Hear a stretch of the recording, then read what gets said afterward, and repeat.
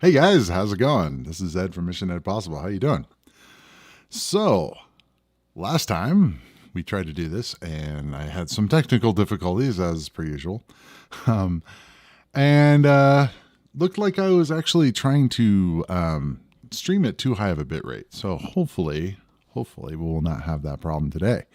So I did some testing today, and it seemed like it was pretty good. But as always, if there's any problems, please let me know in the chat. I really appreciate it. I always strive to make this stream the best I can, but it doesn't always work in my favor. So definitely let me know how I'm sounding, how I'm looking. Well, besides the obvious, I can't really change my face and stuff. But, if the lighting or anything is wrong, then I can maybe fix that. Okay. So let's get this party started. Thank you so much for joining. Sorry for the mishap last week.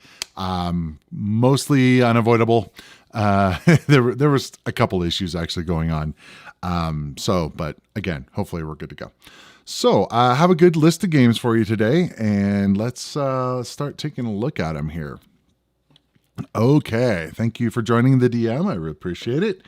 Definitely let me know if we're not sounding good here. Now, one of the things I did change here, and hopefully you guys will appreciate it, is I got some background music here that I can play. So, yeah, some games that don't have music, I can add a little bit to it. So, but for the most part, if it has music, I'm going to be playing the game music. Anyway, so let's get into this. So, first one up is called Eye of Horus. Let's check it out.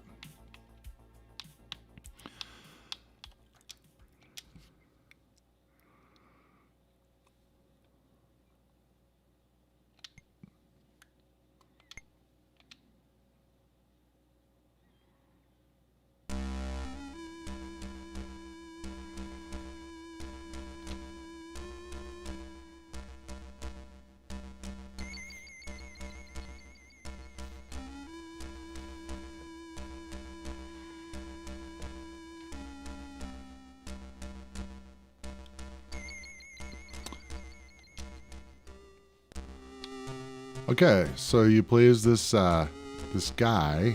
His name is Horus, and you can transform into a bird, which is pretty cool. And I've mentioned this before in the past, but anytime, as being a kid of the '80s, if you can transform, that's one of the coolest things ever. I remember there was a game called Thexter. That the game itself was okay, but the idea was that you could transform in from a robot to a jet, and it was just the coolest thing ever. So we're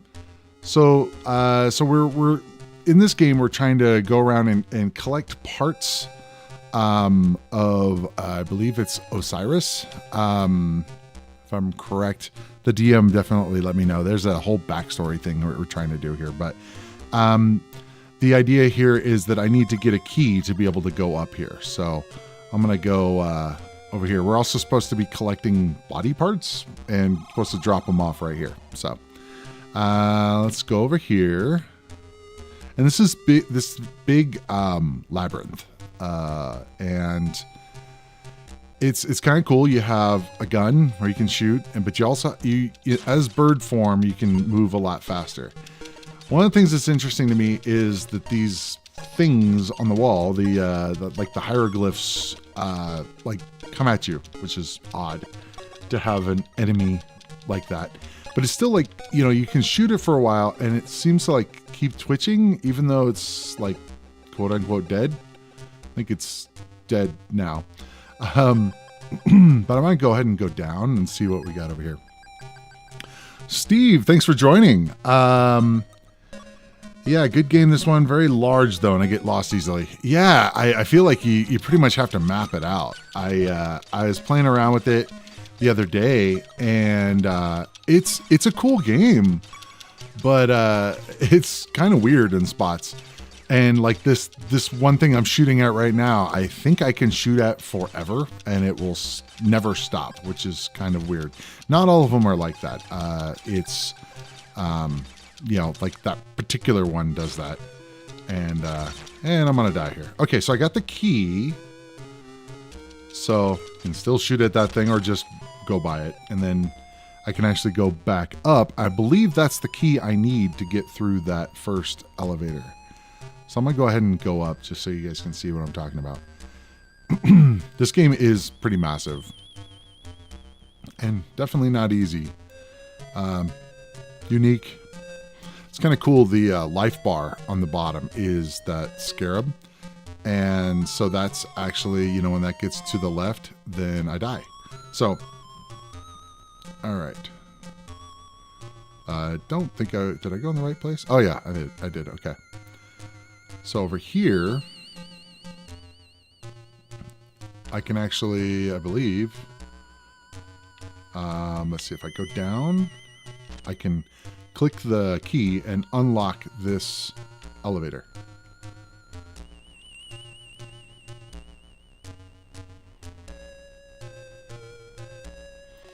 Okay. If I remember right, there's bad guys galore over here.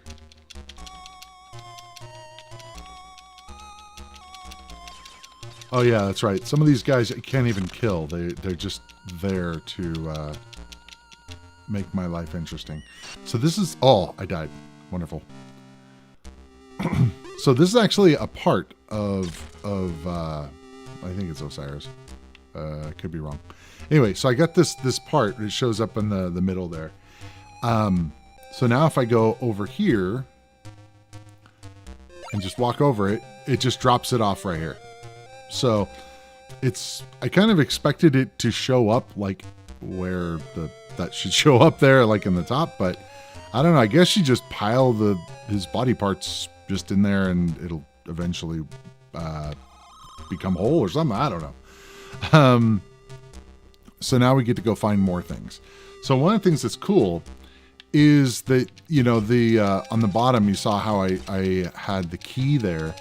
You can get all these different power-ups, and, you know, depending on what, you know, I was looking at the manual, and the power-ups, you know, it describes all the different power-ups you can get. And it looks like they're very situational, as in you want to use this one here, this one there, that kind of thing. So let's see what we can do here. I don't remember seeing that green icon there, but we'll see what we got going on.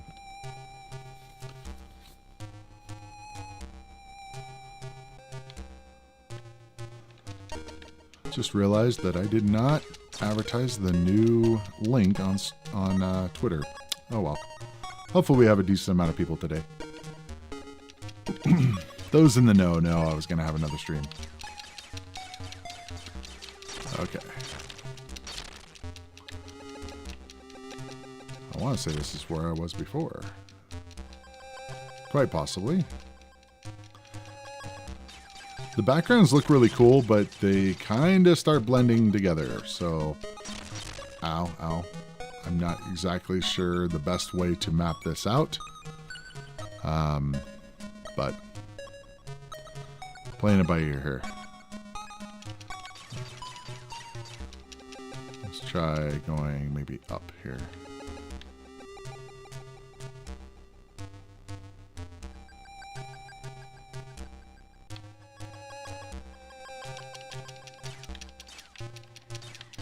So one of the things that's kind of interesting about elevators and stuff like that, you can, once you start on the elevator, you can't move and you can't redirect and everything. Ooh, here's one of those power-up things, which is a typical way to make it so that it can load levels, and enable a cheat. Yeah, you know, that's one of those things that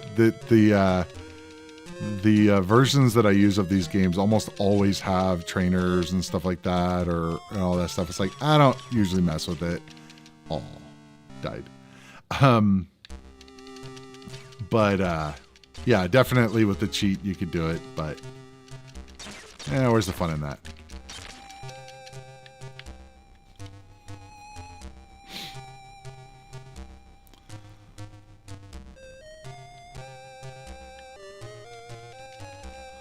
Yeah, see, everything starts looking the same. Let me try going down further.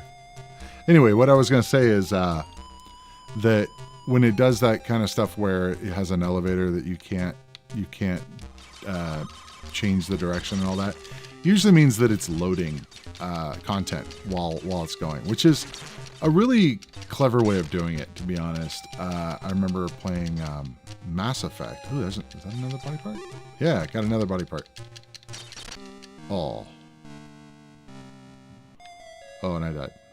So the idea is you have to get all those body parts down to the tomb explored. I have 15% of the tomb has been explored. So, cool.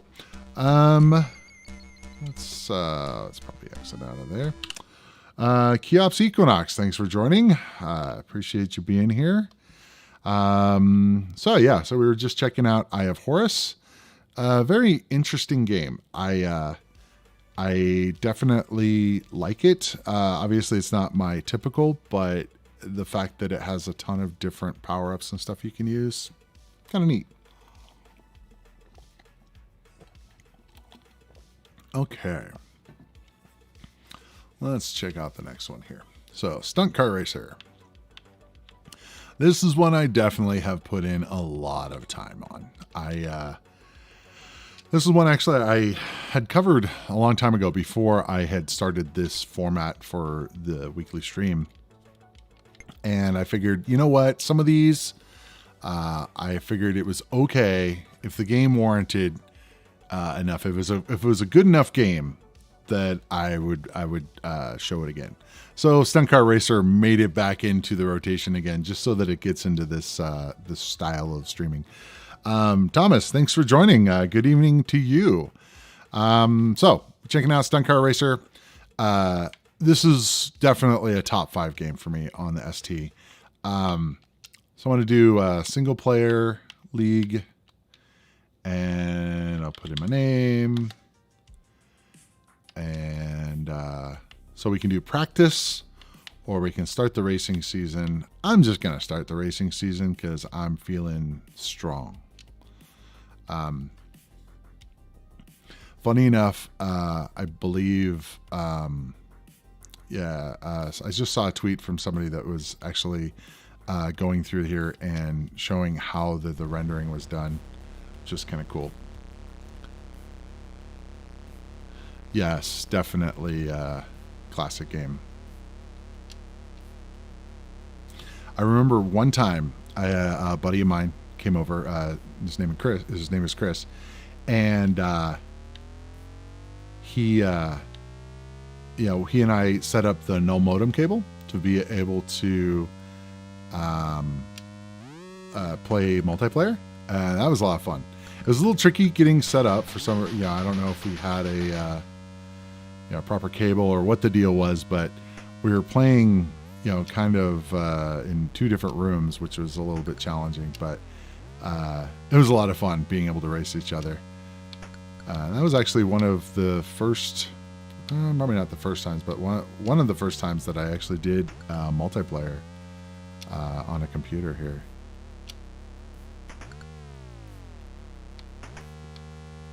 This game has a very good mix of challenge and fun. It's, especially when you get into the harder courses. This is a pretty simple course, but you can still get, if you get too crazy, it will launch you off the track, which is no fun because it takes forever to get back on the track. And then there's the whole crack at the top that you don't want to get all the way to the right, because then your car dies, which is no fun as well. Another one is, I think if you hit really hard, you get a little punch in your frame, which makes it even weaker. Definitely don't want that either.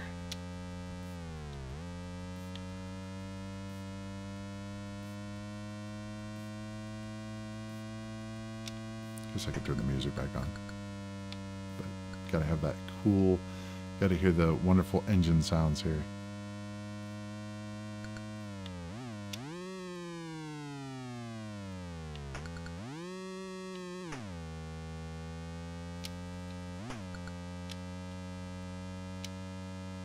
right, coming around that. Ah! Come on, come on, come on, come on, come on, come on. No!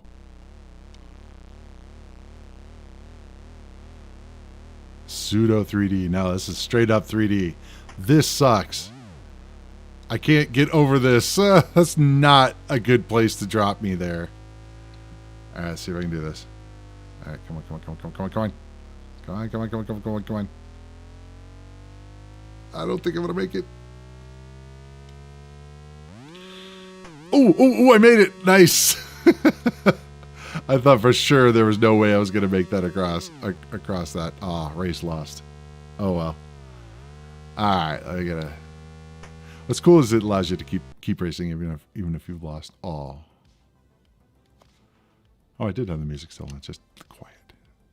All right, let's. So actually, I think we go into the next race, the Humpback. That was not exactly fair. There, it dropped me right in front of the pit there. That was kind of not cool. I think it's funny how it brings you to the center, then brings you over to your side. It's like, I don't know. It's kind of weird.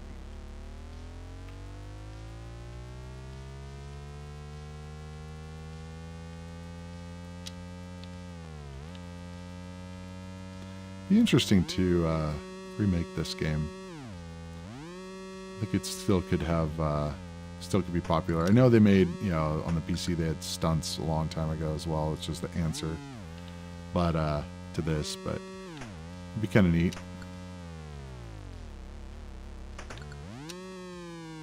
Really bumpy.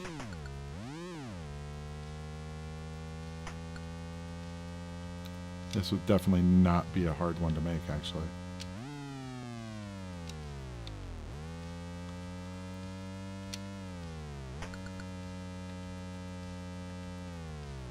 Oh, it does have a gap. I didn't realize it did. Okay, stay on the course, stay on target here. Man, this thing is pretty squirrely.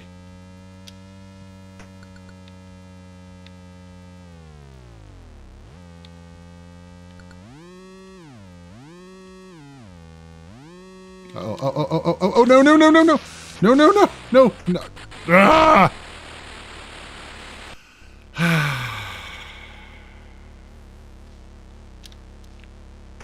I might be able to make it up.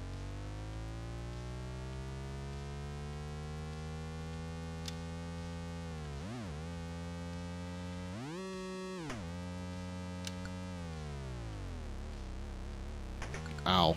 You see, I got a punch there, I think. I think that was from crashing once. I don't remember. I think it is. Just makes it easier for you to lose.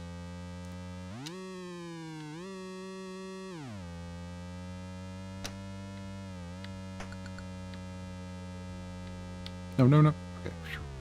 Wow. Okay, that was a little gnarly there. Okay, let's. Oh. All right, let's go. One more lap, probably.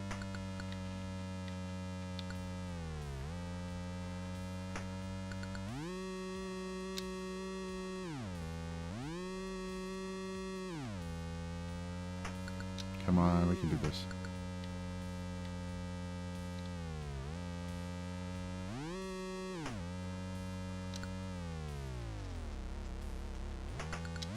Oh man, car's almost dead. Come on, come on, come on, come on. We can do this. Come on, come on. Oh boy, oh boy, oh boy. Okay. All right, all right, all right. Oh, it's close.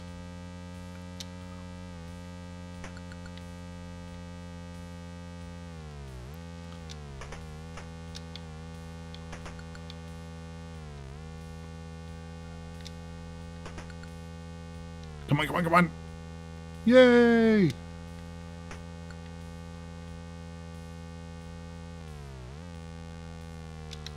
Okay, cool.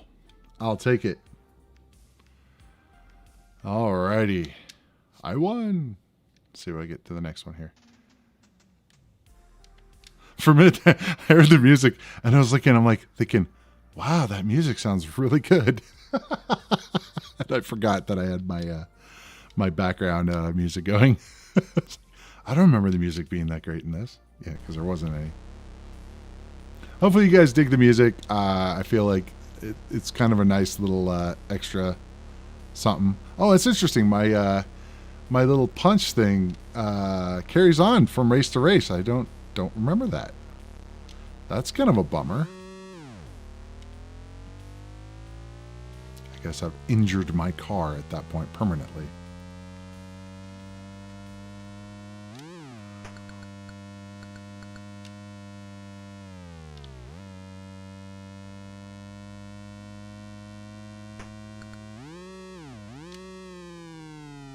I didn't even look at this track. Oh well. Not a problem. We got this. Until I don't.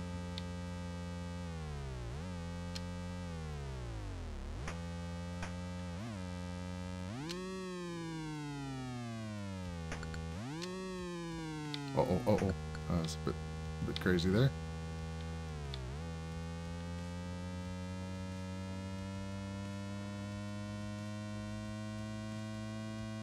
Whoa, that was weird. Little glitch.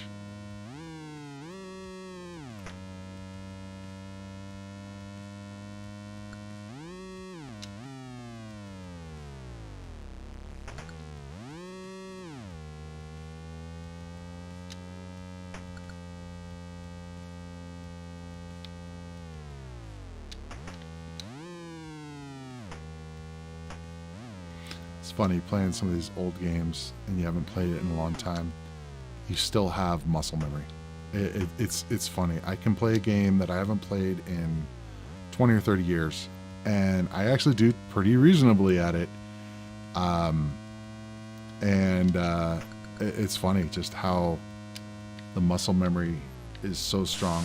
Oh wow.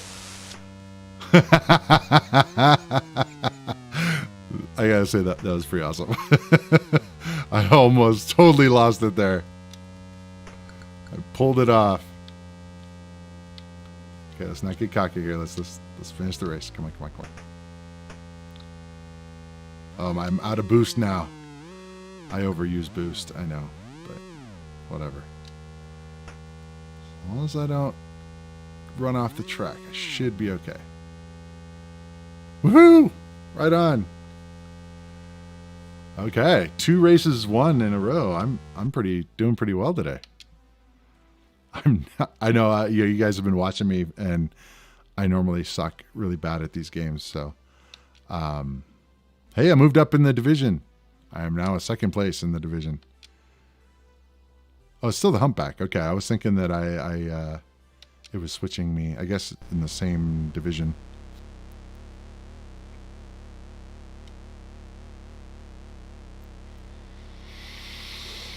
Okay.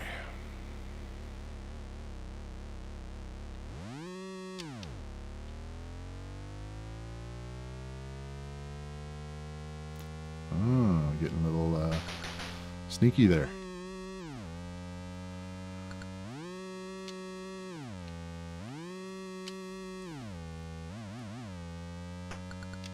Such a fun game.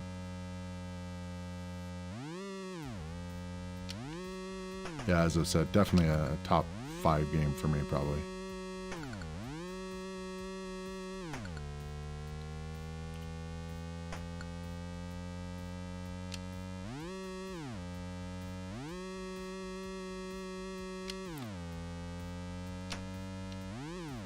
What I should do is maybe in the future when we do just a stream of just my favorite. Oh, well, that sucks. Let's try again.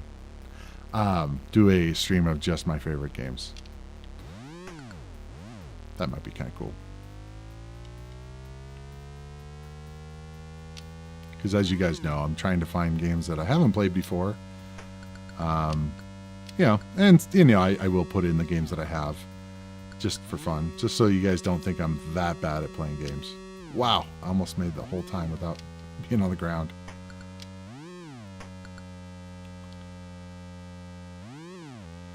I'm really curious if there is a modern version of this. If there is, definitely let me know. Yeah, obviously for, PC or whatever, but I could see this being a lot of fun,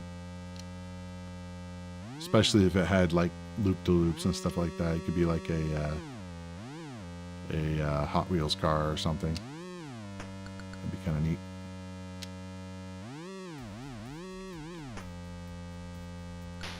Out of my way. It's a little... Oh. I don't think I'm going to recover from that. I don't think I'm going to recover from that.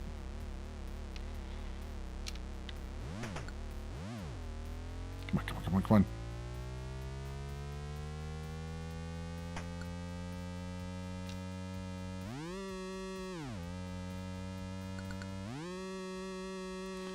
Yeah, guys, I don't know if you guys know, but I am an aspiring game developer as well.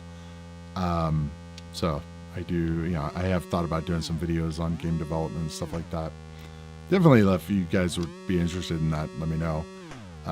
Modern game development, not ST stuff. Although I am very interested in that as well. But, you know, considerably harder to do stuff with, you know, assembly language and all that. Oh, no boost left. This is not gonna be happy. I didn't think so.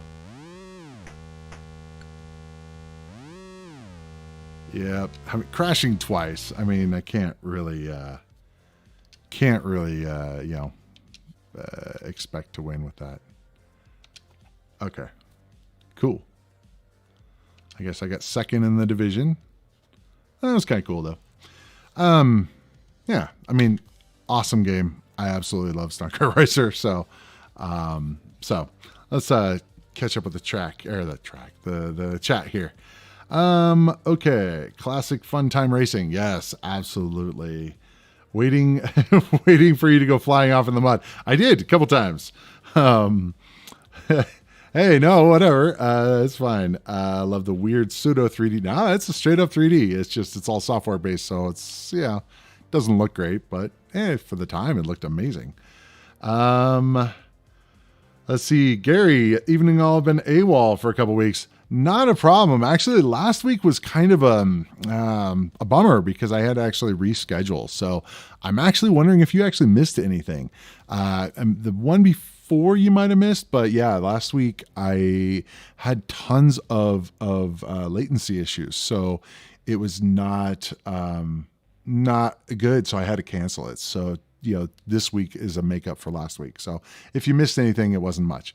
So nicely done. Thank you very much. I think you're talking about that time where I almost fell off the track, but I actually recovered. I was impressed with myself there. We would just make that spectacular.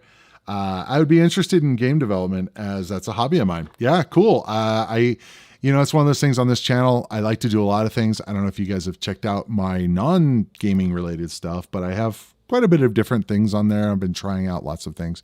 And I figured, whatever, I'm just figuring it out as I go. I really enjoy doing these streams, but I also enjoy doing a lot of the other produced content. So if you haven't checked out some of my other stuff, definitely do so. Okay, so let's get on to the next game here. We got Thomas said, some friends posted a game called Drag. It has a track that reminds me of Stunt Car Racer, like a modern take on it. I'll have to check that out. Thank you. Yeah, I could see that being still a very, very cool concept. Especially if you went crazy with all the different tracks and stuff. Okay, let's go to Rogue. So, a little bit of history on Rogue. I'm first of all going to kill the audio on the Rogue because it has, I'll show you why in a second. So let's see, I have a really long area, so I'm going to actually put the full title. As you guys know, whenever I have to type in my name, I always try to do this, and there's never enough room. So the one thing about this game is it's keyboard based. I guess it's also mouse based, but for games like this, I need to have a directional thing. But one of the things that's annoying is it has the key sound on it. So this kind of thing is annoying as hell to me. So that was actually what spurned me to actually doing music, because it's much better to turn the volume of the game down and have the music instead. If you guys are not aware, or if you guys have been living under a rock, this is the classic game of Rogue, and it is probably one of the most popular game. I guess basically one of the most popular games that ever existed, effectively, in that it is a role-playing game. And it's randomly generated, or I should say procedurally generated. The whole world, you're in a dungeon and you're going down, I believe, 20 levels and trying to find the Amulet of Yendor, I believe. Basically you, normally at the end of a hallway that there's nothing there, you can search for stuff, but apparently there's nothing there. It's a dead end. You can, when this first came out, it was originally on Unix machines and didn't have any graphics, so it just had ASCII graphics.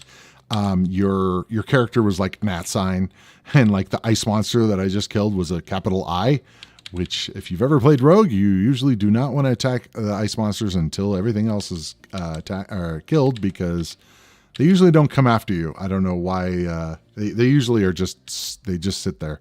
Anyway, they freeze you, which is not a good thing. So I have a mango, which is cool. But the cool thing about this is all of the potions and the scrolls are randomly named. So if you look over here, I've got this scroll that has a random name on it. I have no idea what this scroll does. And I don't have any potions here, but there's, wands. A gold wand assigns a random, I think, material to it. So like a wooden wrought wand, silver, or whatever. And so you have no idea what it actually is. Now, there's a couple different ways you can find out, and one is just by using it. But there are curses. So that can actually hurt you in the game. There's, so sometimes the spell that it does is bad. Sometimes it'll one of them is like aggravate monster and stuff like that. Usually, depending on which one it is or which type of thing it is, it will tell you kind of a little bit about what it does. So usually what I use when I'm playing games like this, or Rogue in general, is that I wait till I get to the end of the level and I've killed everything on it and I've accumulated a bunch of stuff. And then I see if maybe, I can use a scroll and see if it's an identify scroll. And you can use identify to identify other items. As you get further in the game, you'll get weapons and armor, and those can be +1, -1, stuff like that. So it actually can be cursed.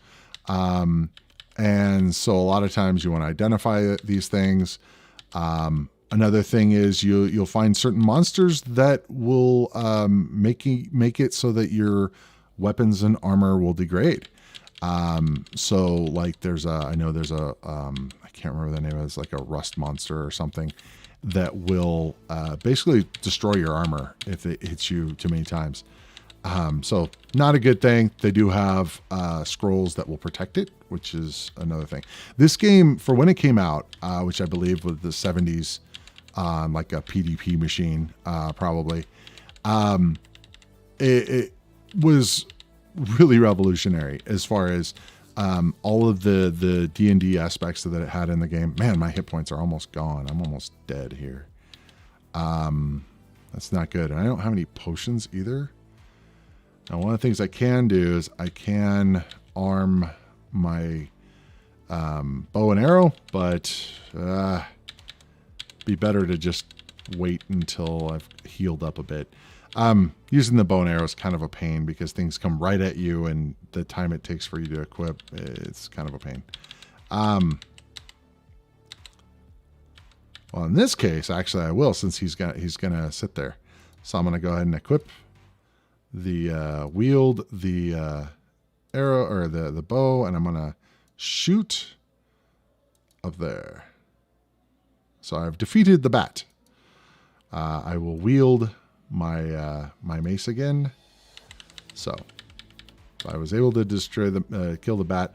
I'm just low on hit points, so I worry. I don't want to die. So this is permadeath. I mean, you can save the game, but one of the things they did is they made it so if you save, you actually quit the game. And if you try to restore the game, I believe it kind of it discourages save scrubbing. So which means that if you die, you just load from a previous save. So it's basically like a permadeath kind of situation. But, you know, it's not that big a deal. You just start over. And it's a different map every time, a different game. And this kind of game,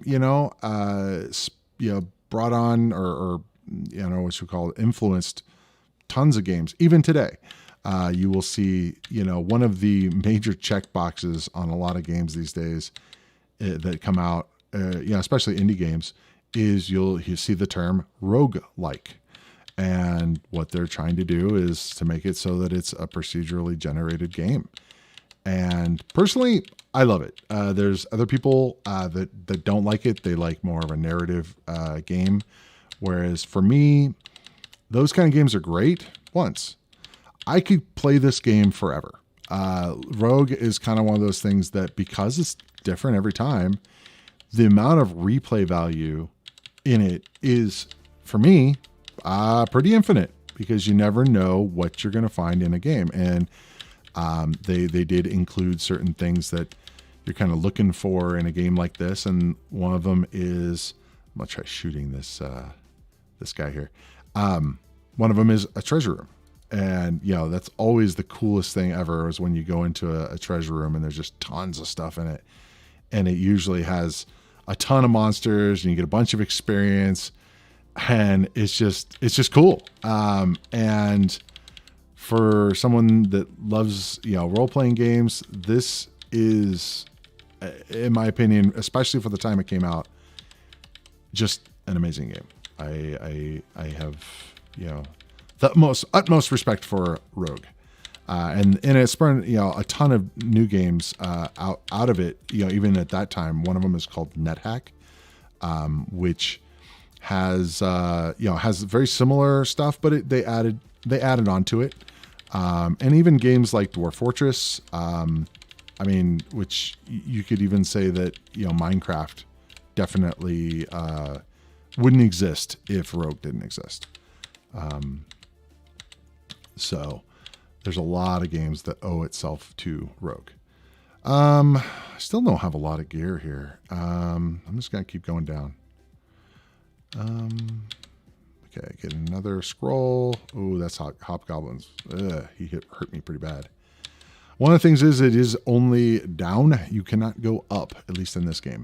And so if you get down into the dungeon here and you fight stuff that you can't kill, good luck. So I now have a potion, a violet potion, that could be a healing potion. It could also be poison. I usually wait until we got a spear. I usually wait until I'm in dire straits before doing that. Yep, I died. Mission Ed Possible Apprentice killed by a hobgoblin on level 3 with 388 gold pieces. Rest in peace. So I got to level 3. As I said, it goes down to level 20, I believe. And it's random every time. So every time you play the game, it is going to be different. So that's Rogue. I mean, if you've seen it, pretty straightforward. If you have not, and if you have not played Rogue, you owe it to yourself to play it at least once. It is just, in my opinion, especially for the time it came out, just an amazing game. Okay, so let's look over at the chat here. What do we got? I imagine we have a lot on here. Hello, Hungrid Channel. Thank you for joining. I like the logo there. You got a ST logo. I dig that. Thanks for joining. I think you might be new here, and I really appreciate you being here. So let's see. Yeah, you need to load X Control. Is that a roguelike, I'm guessing? I'm not familiar with it, but yeah, there's tons of them out there.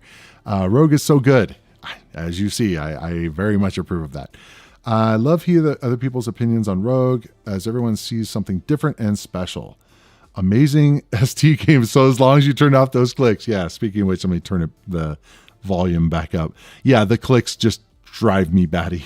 So I had to turn them off. So I'm like, because for the stream, I'm like going, I should put on something in the background. I mean, yes, I can talk and you guys get to hear my voice, but having a little bit of cool background music is nice too. Let's see. Does pressing dot work to skip on this version to regain health without moving? Probably. I didn't try it. I do remember playing it. I think even on, I even played that game on the Palm, which was actually a great, I mean, it's the same as the other ones, but I believe it was period. And I vaguely remember because on the Palm Pilot, whatever, I believe you actually used graffiti on there to be able to move and stuff, which was kind of nuts. Let's see. I just noticed the rest button, which would do the same anyway. Yep, exactly. I just move around and, looking for stuff. And I could probably do it a little bit better. I could probably read the manual and probably find all the keys and all that, but yeah, it's Rogue. I can figure it out pretty well. Let's see. Yes, mate, but watch what creeps up on you. Yep, exactly. Ness Master, Atari ST baby. Nice. Thank you for joining. I appreciate it. I think you're new here, so I always appreciate new people. And of course all the old people too. You guys make me want to do this every week. I need to play this more. I played NetHack and Omega more on the ST. I don't think I ever played Omega. NetHack is one of those things that I should play more of. It was just almost more. It was neat because you could get like your pet and things, but it was pretty much a similar thing, just more. Let's see. I forgot how charming Rogue is. Yeah, it's it's simple, but it's got so much going on.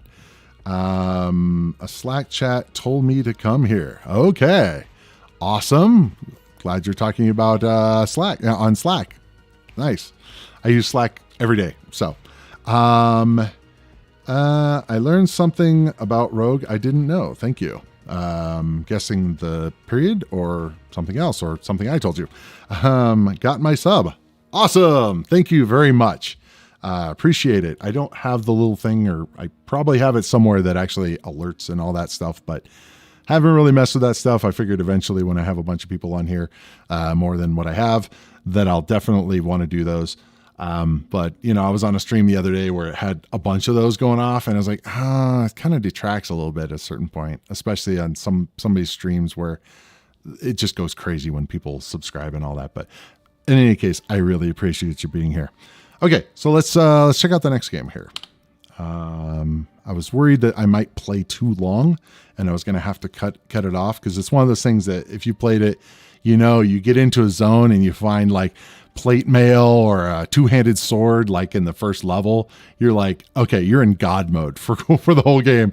But of course that didn't happen. Actually, the drops were pretty lame in that game. But sometimes you just get everything handed to you in the first level, and it's an amazing game and you actually can beat it. But that's the way it goes. Sometimes you do well, sometimes you do not. Okay, so Simulcra, I guess is the better way to pronounce it. So someone suggested this last time. I am sorry that I forgot who. I really should make better notes and saying who suggested it. If you're here, call it out. But I started playing this. I'm like, this is cool. I see why it was suggested. I was very, very happy with this. So this has music going on. So I'll turn down the other music. So this is another 3D game, very early 3D, but very cool regardless.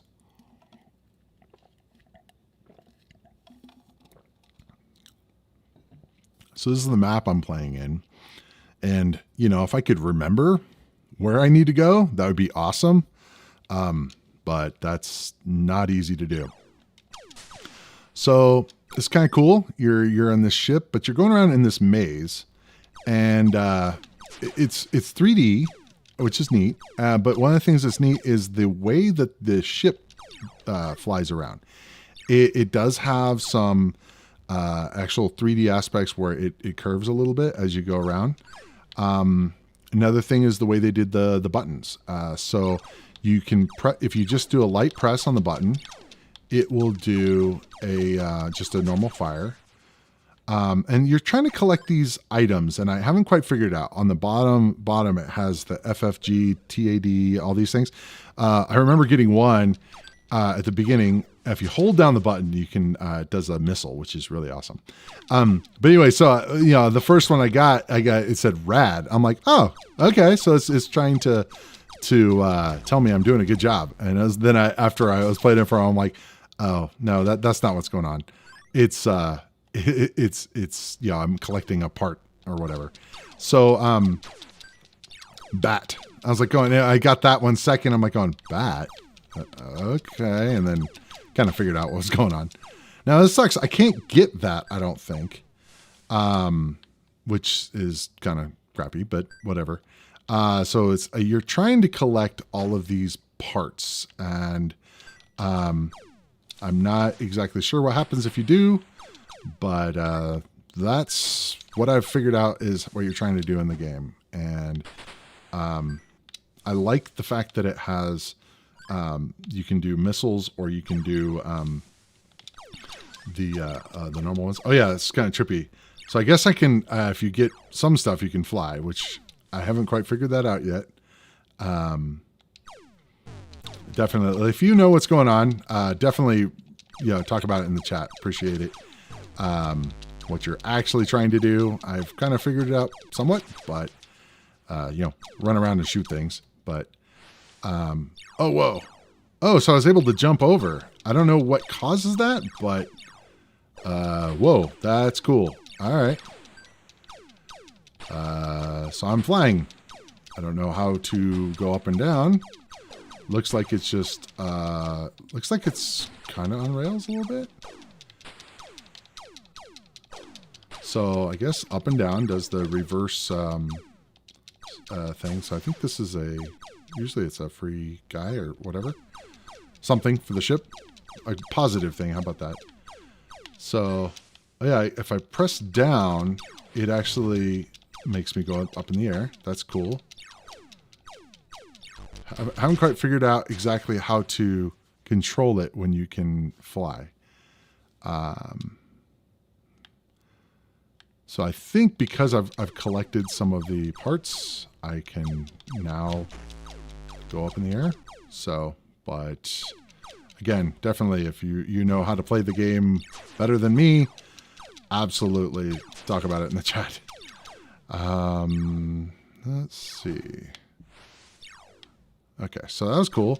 So I just did a move forward, and then it's glitched there. Okay, I moved forward, and then I hit back, and it launched me.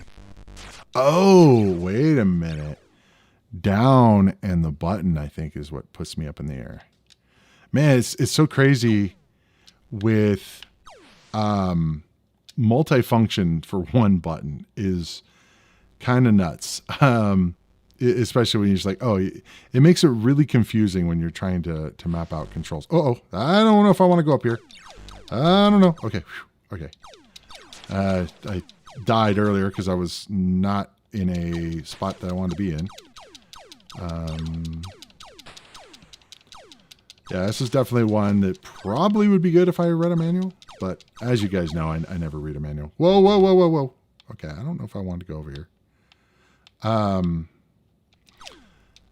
If I need to read a manual, usually I'm mostly out because it's just it's too much work.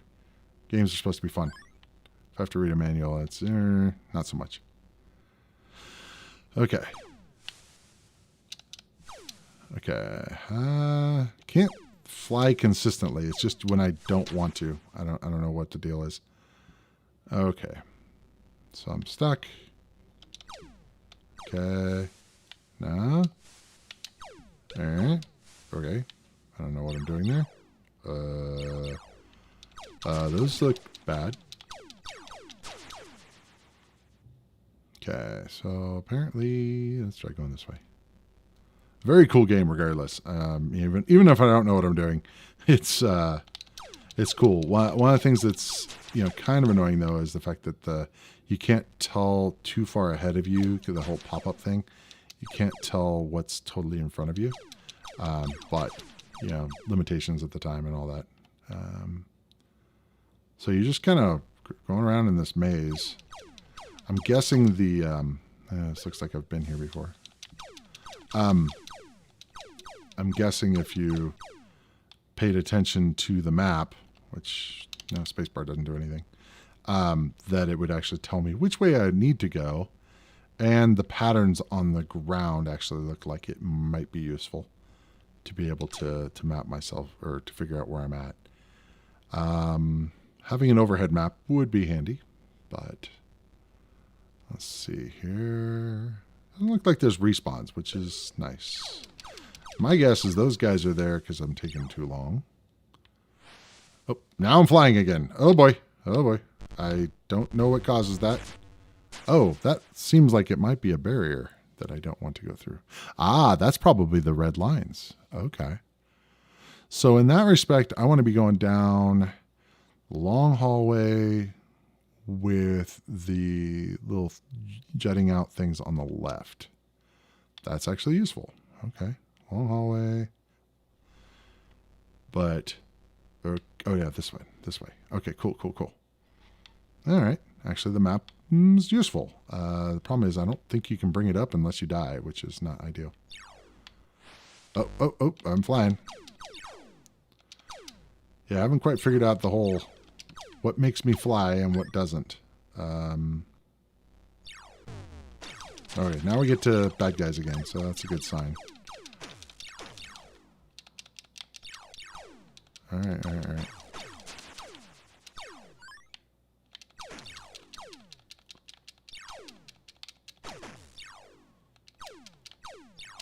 Can you guys, die? Are they armored, but I can't shoot them?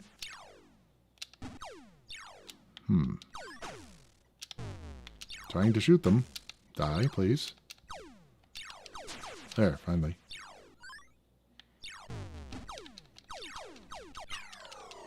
Whoa. Is that what I'm trying to do? Oh, wow. Okay, I guess I beat the level. Interesting. That seems positive. I'm guessing going to a new level? Apparently so. Okay. Cool. Okay, so I see red lines there. How am I supposed to get through there? Okay. Well, let's see where we get there, I guess. Oh, okay. So by doing that, it shut off the barrier apparently. So it turned it into from a red line into blue. So that means I can drive on it. Nice. Rad.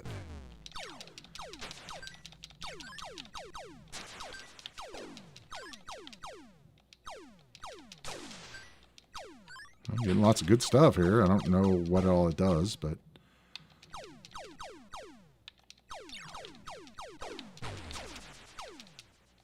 this is a really cool game. To be honest, I mean, okay, so those little square thingies unlock or turn off the barrier, apparently. Can I not destroy this? Oh, okay. I guess I have to use a missile. Come on. There it goes. Very cool. Now, if I could just bring up a... Oh, that's not good. If I could just bring up a map, that would be cool. Sorry if you guys are chatting with me. I usually don't. If you're new here, I usually don't look at the chat while I'm playing, just because it's too distracting. Oh, now I'm flying again. Oh boy. Can't quite figure out what's going with the flying bits. It's like I'm flying whether I like it or not. Okay, so that thing is... Oh, barrier. Okay. Oh, whoa. Now I'm a tank? Whoa, that's cool. Just something new every time. Okay, so I can destroy that thing. Oh, okay, cool. Unlock the barrier. Let's try going down this way. So now I'm a tank. If I start flying in this thing, that'd be cool. Again, we got transforming things. I will take it. Let's try firing at the thing. Okay.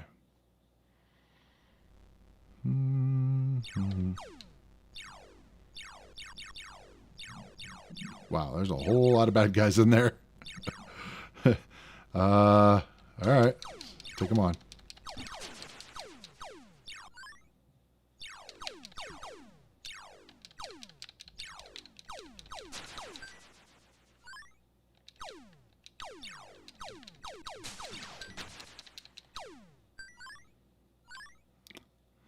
Okay. Oh, did it disappear? Oh, if I don't get it, I guess it disappears. That sucks. Okay. Whoa, whoa, whoa. Come on, come on, come on. Come on. Oh, okay. Okay.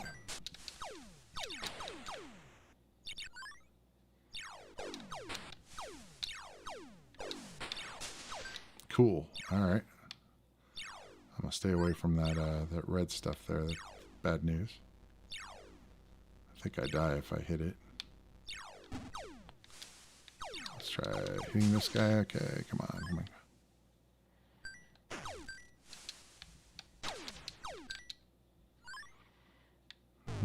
Oh wait, I can destroy that. Come on.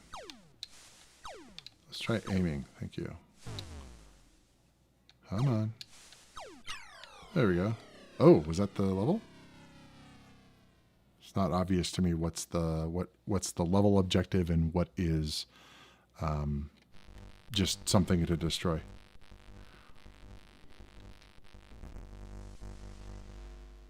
I guess I'm going to the next level. This is the furthest I've ever gotten this game. I've never actually beat a level before. So, okay. So I'm kind of curving to the left here.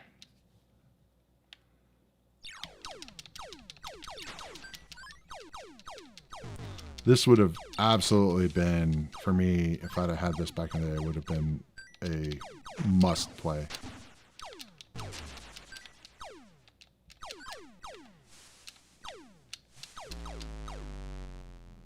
Very cool concept. You have to, like, destroy stuff to get past. Turn, turn, turn. Okay, cool. And I'll go this way.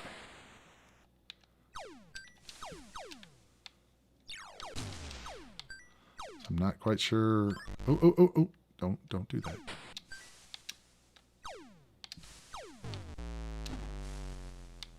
Okay, let me go. Man, I'm going fast here. Let's see if I can get over there without going too fast. And disappeared. Ah, well, fine. That's over here. Okay. Well. What the? Why did that guy die? Oh, maybe he hit the barrier. Okay. This looks like I'm going the right way. Because I'm able to destroy that guy. Cool, cool. Nice. Seems like I'm going faster. I don't know if it's the power-ups I got or something made me go faster. Again, this one is probably read the manual, probably tell me, oh, this one is this one's this, blah, blah, blah.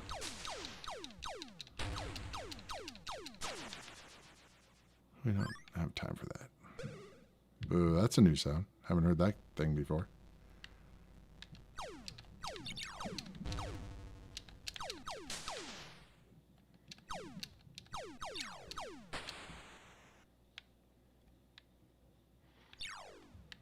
If I can just get in there, that'd be great. Come on, come on, come on, come on, come on. There we go. Okay, let's not drive over the barrier. That'd be bad. Okay. Uh-oh, that's no good. Okay, dead end.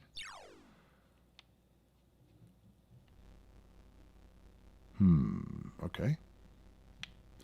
This looks familiar. All right, I think it was this way I was going. Barrier. Yep. Okay. Ah, this guy.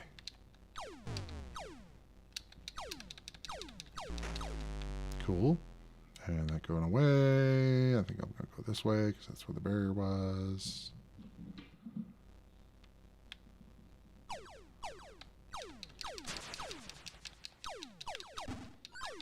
That was weird. It bounced off the power up.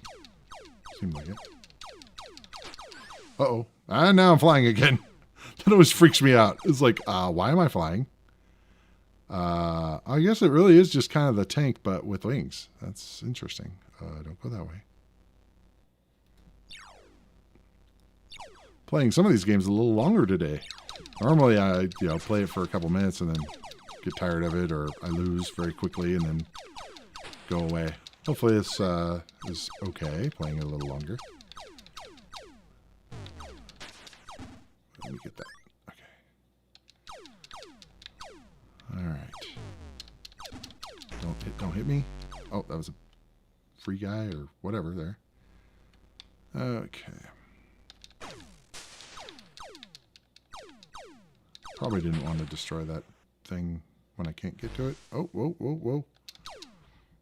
Oh, wow. Okay. Be nice if I could control this, because I don't know what I'm doing there when I'm flying. I get all confused because it totally messes me up which way I'm trying to go. Okay, this way. Okay, boom, ba-boom, ba-boom. Let's see if I can get this power up without it going away. Yay. Okay.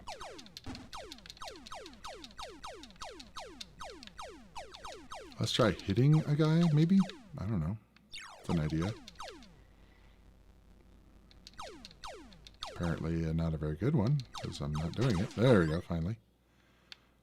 And isn't there a free guy in here somewhere? Yeah, it looks like it's... Oh. Can I land on it? No. Oh, boy. Oh, boy. Okay. Still freaks me out. Okay. So there's a free thing over there, or looks like a whatever it is, but I don't know if I can.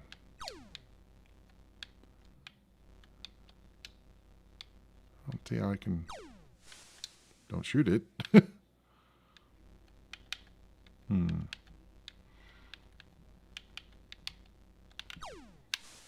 Oh well. Uh-oh. Don't do that. Uh-oh. Wow, we're getting crazy here. That's probably not a good thing being out in the black. I didn't think so. That it? Yep. Mission failed. Scored 14,000. That was the best I've ever done on that game. Very cool. I've joined the Masters of the Matrix. Okay. Let's enter my name here. Maybe.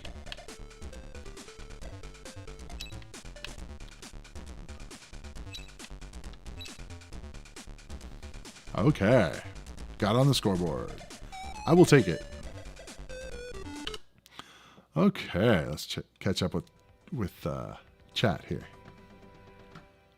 Okay. Let me go back here. Wow. Okay. Karam STF. Thanks for joining. Appreciate you being here. Nice games. Yeah, I'm really liking this game selection this time, and I've been playing them a lot longer than normal. Okay. Karim, Karim, I don't know. You'd love this game, mate. Okay. It reminds me of Vortex on the Super NES. Never played Vortex, actually. Looks cool, though. Or never played this. It's like Conqueror/Virus in space. Very special game, this. I should play it more after watching this. Yeah, I think I'd like to know more about what I'm trying to do. But definitely cool. I mean, I was doing something right, so I think. So,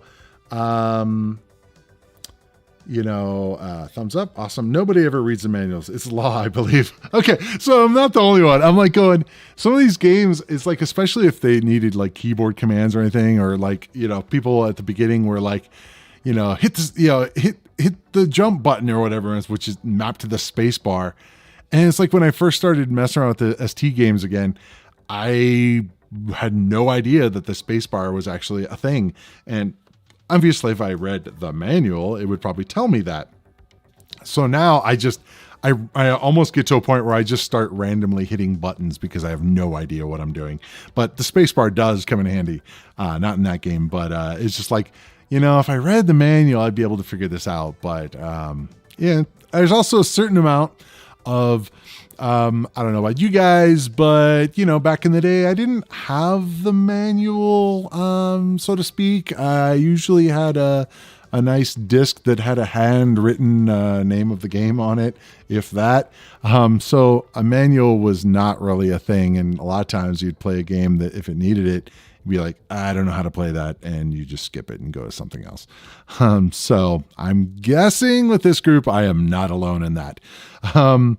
Okay. Manuals would be so much more fun if they weren't written like board game rules. They're in legalese.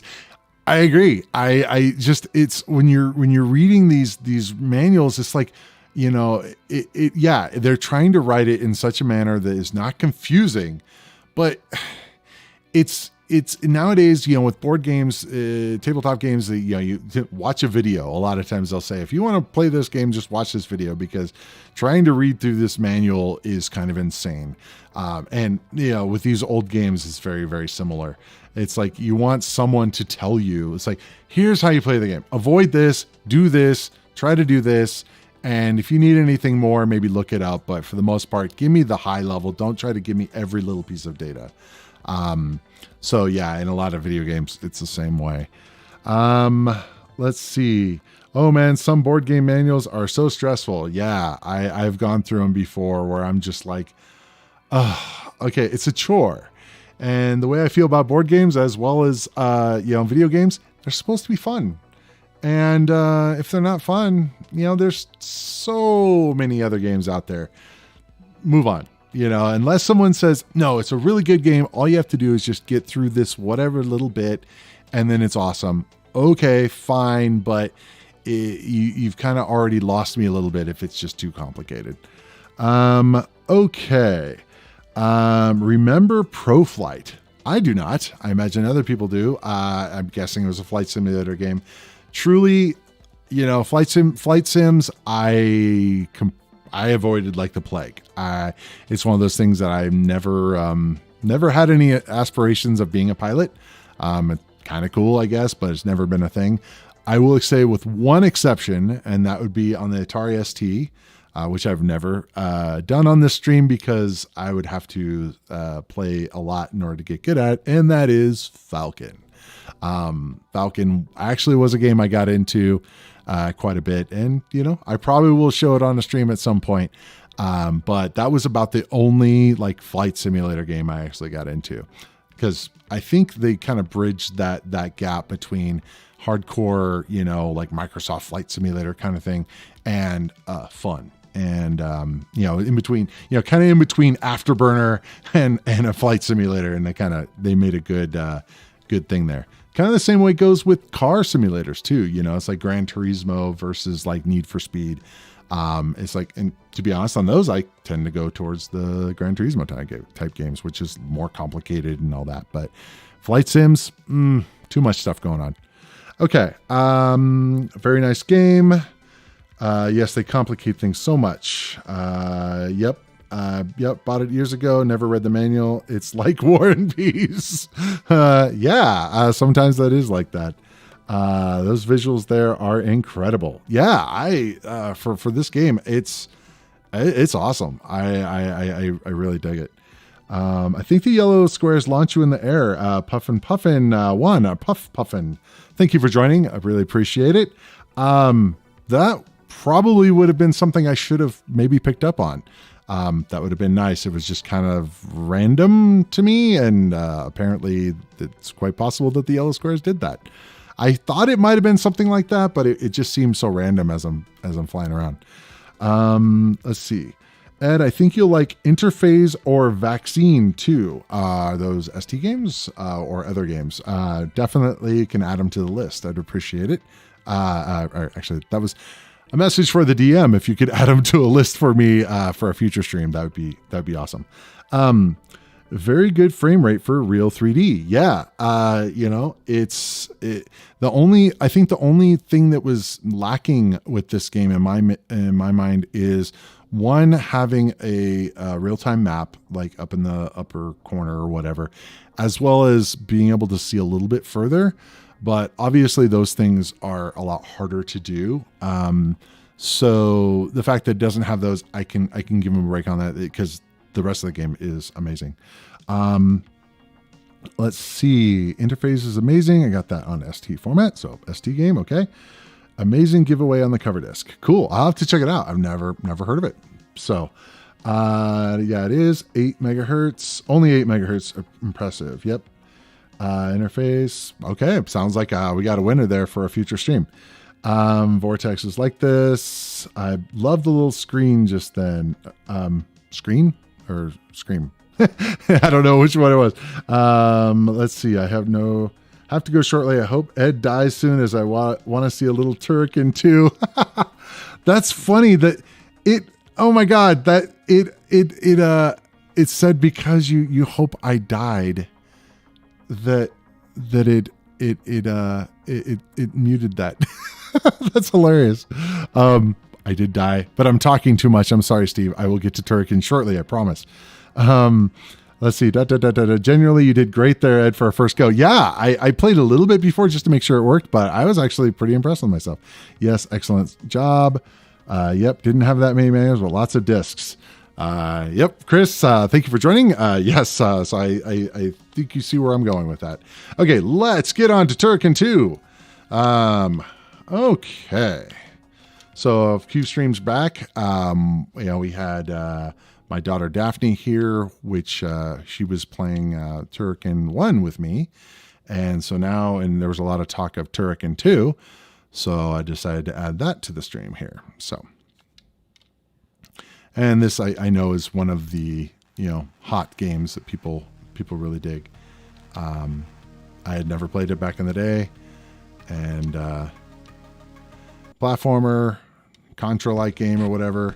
One of the things that's weird on this is like, I think it's normal. It just kind of blinks as it's ready to go. I don't know. It's kind of odd. First, I thought it was like the emulation was bad or something. It's like, no, it just does that. Okay, if I could shoot one of those, that'd be great. And not die on the first screen. That would be also great. Okay, starting off amazingly. I don't think I'm going to last as long as I did on Stunt Car Racer or Simulcra. I guess that's the best way to pronounce it. Let's see if I can... Oh, man. Sorry, guys. This is just... Yeah. Not so great at these games. Guess I don't know what you call this these days. Metroidvania kind of game, I guess. Which have never been my strong suit. It's too platformy. I'm, not so great at them. So, I can play them okay, but it's just not my strong suit. These guys are go all which way. Oh, that's gonna be fun. That's a whole lot of guys. A whole lot of guys. Oh my God. Yeah, that was a very quick game. Let's try that again. Yeah, that's probably one of the fastest games of Turrican ever. So I was reading a thing on another channel on a PC, a classic PC board, and they were talking about how in this game they had, I don't like the way they made his head look like a toaster. In the, I guess, PC version, it looks more toaster-like, apparently. I do remember you can hold down the button and do stuff with this, which would be better in a swarm situation, but that would assume I actually have coordination and all that, so, which assumes a lot. I'll just hold that down the whole time.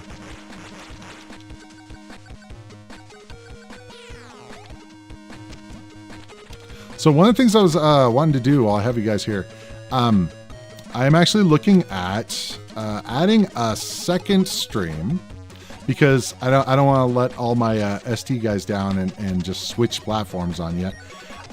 Looking at doing a second stream, probably earlier, because I know you guys, it's getting late for some of you, or probably most of you. And looking at doing Amstrad, which I never had, but I actually have set it up with the emulation. And the Amstrad CPC. And I have got all that set up, and I've been checking them out, and some of the games are actually pretty cool. There's certain aspects of the system that I really liked. Not everything, obviously, and the fact that it's an 8-bit machine, you have to kind of give it some slack in certain ways, but I definitely let me know if you're interested in that. I would definitely start advertising it, obviously on Twitter, but also on like the Amstrad CPC Facebook group.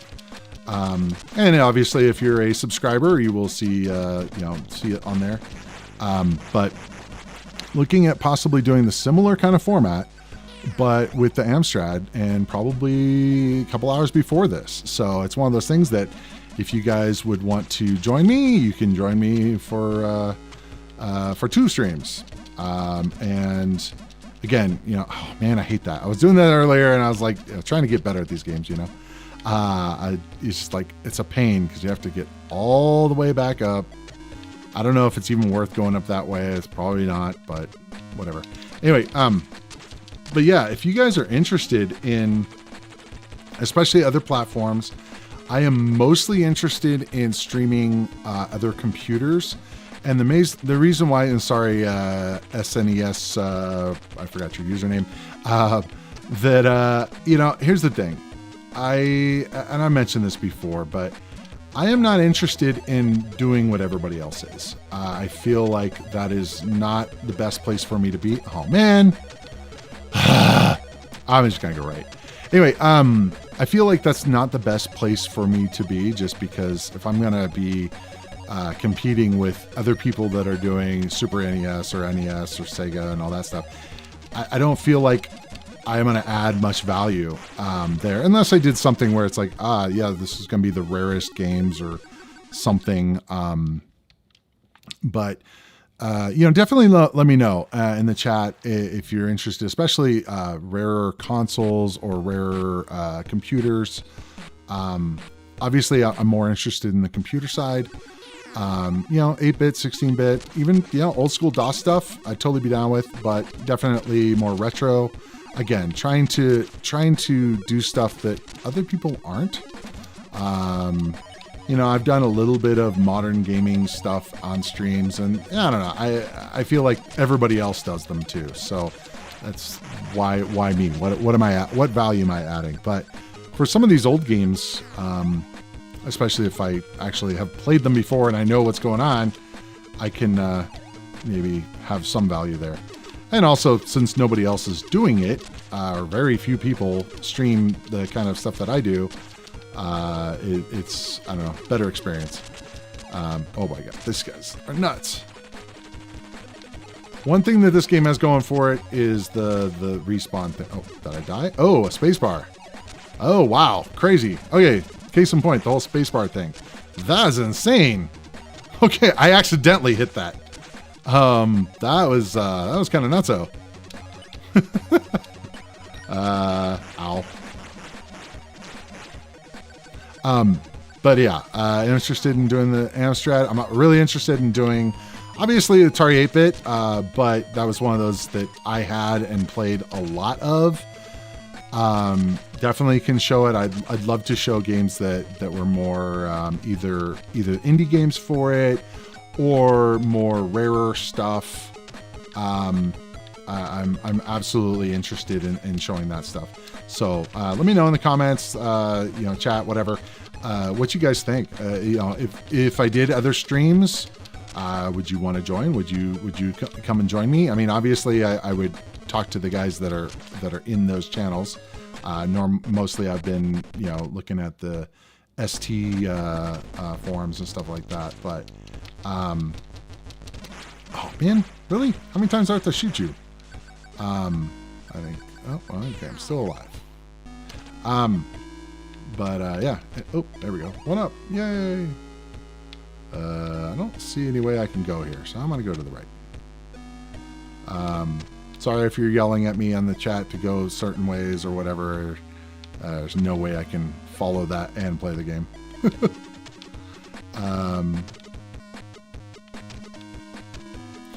I love how when you're walking, it does the on the bridge, how it lowers it. That's just such a cool little thing that I love it when you... Oh, bees? I guess that's what they're supposed to be, or bee-like things. I love it when developers do things in games that they don't have to. And they do it just for aesthetic reasons. Just because wouldn't it be cool if that happened? And people are just sitting down and when they're designing these games, I really appreciate that because they didn't have to do that. Absolutely. And that took somebody's, effort to do that. I really appreciate that. I know it probably goes by the wayside for a lot of people, but I dig that. Whoever designed the game, kudos. Doesn't affect anything in the game. Just looks cool. I think that's it for this game. So Steve, hopefully you're still around to be able to see it in all its glory. I definitely did not do it justice. I am now a top 10 Turrican. Well, I guess I will enter my name, or let's see if it will fit. I don't think it will. Colon doesn't work. Space works. Will possible fit? I think it might. No. All right, we'll do it this way. Make it one word there. I could misspell it, but I must have done something wrong. Let's try again. There we go. Oh, no, it doesn't allow me to do the last character. That's the problem. Then why does it have a dot there? That's annoying. Okay, how many times can I do this? Finally. Okay, I finally got on the board on the last place, but I'm on the board. All right, let's exit out of there and get some music going. Okay, let's catch up with the chat here. Okay. We had a message retracted. Yeah, I knew about the holding it down. I just had to remember it. Let's see. I knew there was somebody somewhere in the world that's worse than me at this game. I'm glad I was able to help you with that, Steve. These just, I mean, here's the deal. These games I don't play a whole lot of. I never really played like Metroid and stuff or Contra and those kind of games. I could, if it was something that I was really interested in, I could really buckle down and really get good at them.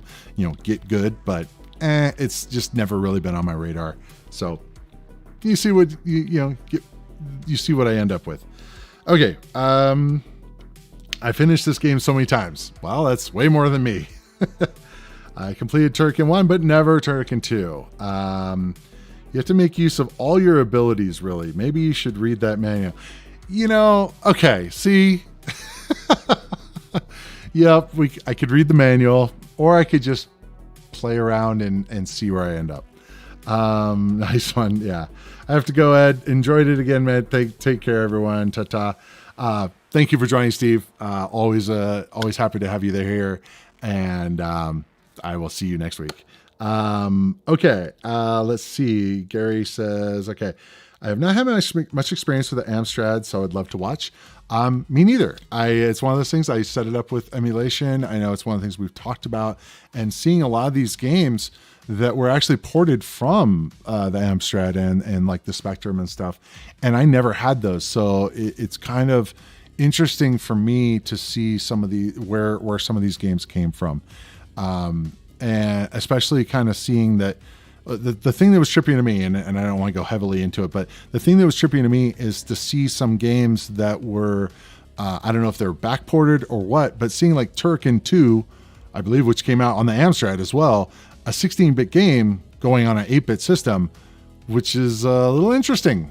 There's certain aspects there that it's like, all right, I see where they went there, and it was just came out in a different time because it seemed like the Amstrad was kind of it came out later for 8-bit and kind of early for 16-bit, so it was sort of in that middle ground. So there's a lot of stuff that was 8-bit as well as 16-bit stuff that got ported to it, and take it with what with what it is. So definitely will be interesting to stream it, and if you guys are interested, definitely do it. I'll definitely check it out. Okay, never played Amstrad. I'd watch in the hope to find some gems to play. Same. Let's see. I think you can press space in this game to turn it into a ball. Yeah, I pressed space and the whole screen went nuts. I have an Amstrad CPC, but played a few times. Yes, space to activate power lines. Yeah, that's what I ended up doing. As my first real computer is fantastic. It has some really interesting games. Keops Equinox, definitely let me know if there's some games that are especially, and I have a poll going on my Facebook group. If you're not a member of the Facebook group, I'm kind of surprised because I've invited everybody I know. Anyway, if you are not a member, look for me on Facebook. There's actually, I think there's a link in the description as well. I have some polls going on there on the games that you think are everyone should know about. Any platform, anything, mobile, whatever, it doesn't matter. I'm always looking for the hidden gems, kind of like what Chris said, which I don't know if I've said. Thanks for joining tonight. But if you haven't, if I haven't, thank you. Definitely finding the underrated games, the things that that you've played and you can't believe that no one knows about this game. And I'm always looking for those because, in the lists, I a lot of times if I don't know about a system or whatever, I'll go on to lists online and say, what are the top X for a game, for a system, just to kind of get an idea of where everything lies.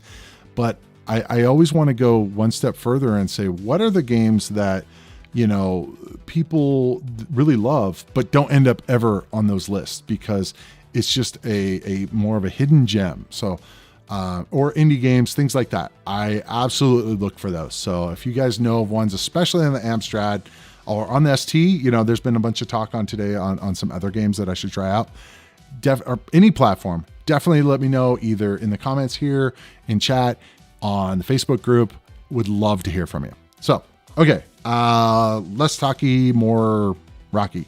Okay, let's go to Blood Money. Okay. So last time we talked about Menace. Actually, that was on the docket for the last one. I'm going to turn down the music here since this does have a soundtrack. And how it was made by the same guy that Menace made. The guy that made Menace made Blood Money. First, and there was this thing. Was Menace.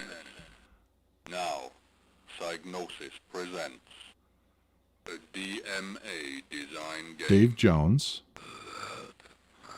I believe the D in DMA. So I was doing some research on Dave Jones, and he's had a pretty eclectic career. He I believe these games are obviously on the Amiga first, and I got to turn up the music a little bit, and it and they were ported over to the ST. But it's interesting because he went on to make the Grand Theft Auto games, the original ones that were in 2D. And he's done quite a bit of stuff. So it was interesting to me. I really like seeing the progression, seeing the games that the people put out when they start out and then see where they end up. It's kind of neat to kind of follow game developers' careers. It's funny though. I had played Menace before this, because I wanted to play in quote unquote order, and I got to say, actually, I think I liked Menace better. to be honest, this one seemed a little Okay. I know this is definitely on tons of top lists and stuff, but it's one of those Davy Jones equipment. Interesting. Oh wow, cool. You can actually buy stuff. I don't know if I ever got here. I have no idea what to get. I know I'm going up, so I want to get this. I have no idea what else if I can afford anything. It just goes diagonal, not really up. Oh, ouch. Really? And then if I die, I lose the power up, which that's not cool. Especially for those that are not great at these games. These things are not destroyable. I guess they are. They're just hard. The music's pretty cool, I gotta say. I remember I had a mod called Blood Money back in the day, and it was it took samples like the Blood Money sample and stuff, but I don't remember it sounding anything like the game music in here. And I don't know if it was ripped from the Amiga version or it was a completely original sound or music. Don't know, but definitely let me know if you do know. That was a pretty short game, so let's try again. I'm just not sure what the F4 said. Patient. I don't know if that's. Let's see. So I can't buy any the higher end guys, so I'll do a helicopter. But yeah, I mean the game's good. I think it's a standard issue shooter. I mean, yes, the fact that you can buy power-ups is cool. I'm not crazy about how far the bullets go. They're really short, and I don't understand why they wouldn't just have it go all the way across. But whatever, design decision. Another thing that's neat is how many times that kind of the ATST Walker kind of thing or Ed 209 Walker thing shows up in Psygnosis games. There's like Killing Game Show is a very similar thing in Droid. It just seems like a sprite that gets used, not exactly, but a similar sprite that is used in a lot of games. It's kind of funny. Another thing that's kind of interesting to me, and you guys might know what I'm talking about, is the music for this stage. Kind of reminds me of the. You guys are probably gonna laugh at me. There's a movie called Revenge of the Nerds, and the little keyboard, like sound that it has during like the lead kind of part, it kind of reminds me of the song in the end of Revenge of the Nerds, which I'll when it comes back up, I'll call it out. Oh, there's a lot of money there. It just, I don't know why, but it just reminded me of that. And it's just stuff that goes through my head. Not this part, but like the very beginning of the song, which isn't going to play for me since obviously I said something.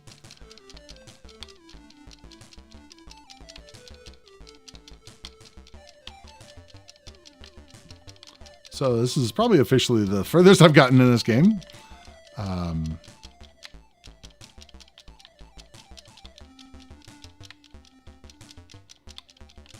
just wish those bullets would go further. It's this part.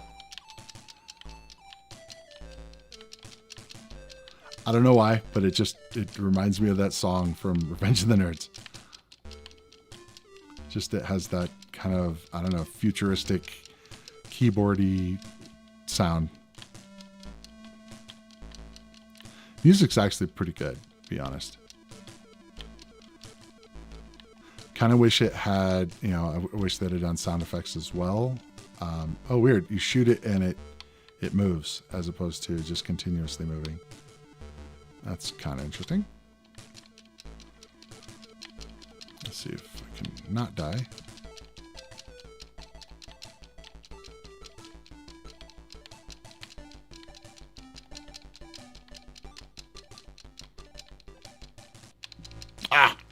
was doing so well. That was like the longest run ever for me. Oh, wow, this guy jumps. Okay. And fires. Oh, wonderful. He just pieced out? What the hell? That was weird. He just like jumped and just took off. Interesting.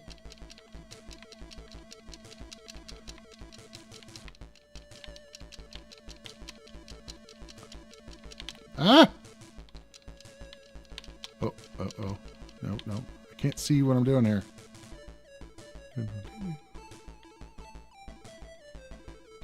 Okay. Oh, I guess just scenery. Bubbles. Okay.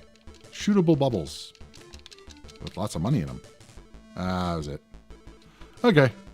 Tough luck, sucker. You were wasted. Okay. I was actually did okay that time.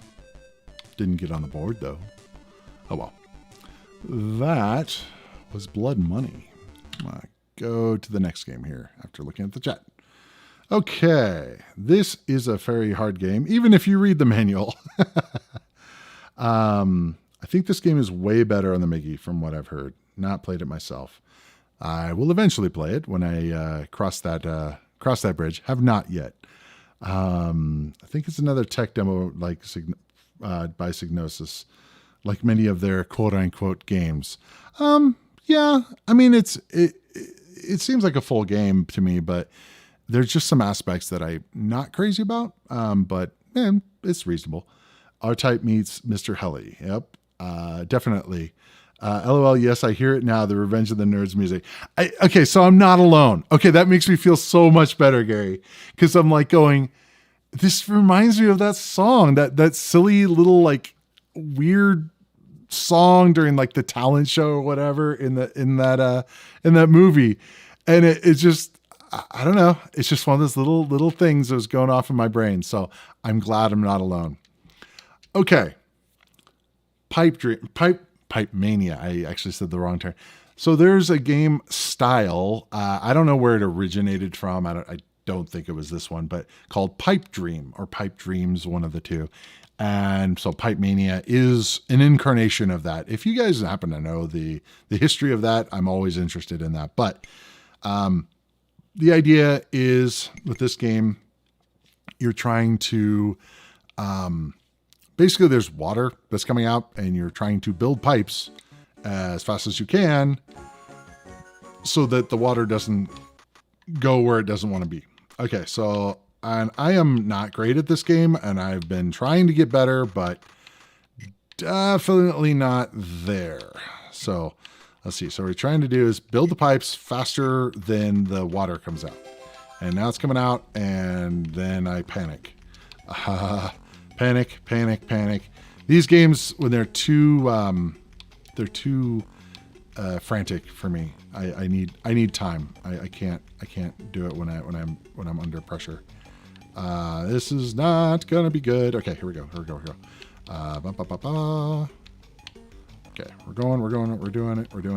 Okay, this game is hard. Okay, so we can do there. Go do the thing. All right. Come on. That's what I need. All right, that's fine. Okay, we'll go that way. No, I don't want to go that way. No. How about that one? Okay, cool. We'll go that way. I think I can go that way. And then that. Okay, cool. Oh, I'm going to be trapped. Damn it. Oh, well. That's not good. No. This isn't gonna work. I guess, why not? Sure. Let's go as far as I can go. That's as far as I can go. I don't think I can replace. No, I can't replace if it's already got there. Whole lot of negative points, but I did get quite far, actually. Not exactly sure what the, I don't know if that D means anything, like how many I'm supposed to actually do. Let's go up. Oh, that's not what I wanted. Sure. Let's go there. Let's go And the pain starts. No. No. No. Okay. Oh, man. I think I'm supposed to, yeah, that D. I'm trying to get that many done. All right. Let's try again.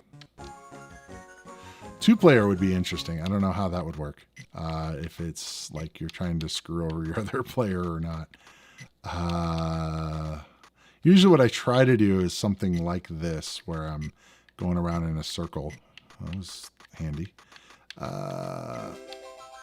And going this way. I don't know if this is a viable strategy or not, but it seems to be okay. But providing I get the right pieces.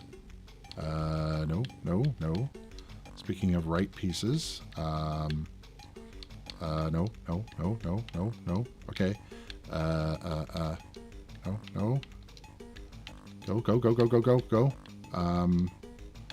I don't know where I'm going. This is not going to work. Okay. Oh, I got it. Okay, I think I got what I need. So I might as well just let it run out. Or well, I guess I can continue going. Okay. I think I got enough to pass the level. But the problem is I got too many negative points. So I'm at 0. Okay. Fine. I don't know.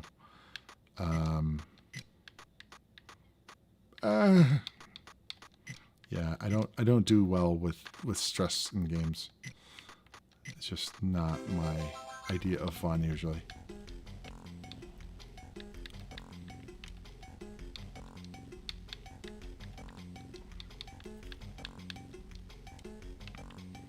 I think it takes more time to replace, but I'm not sure.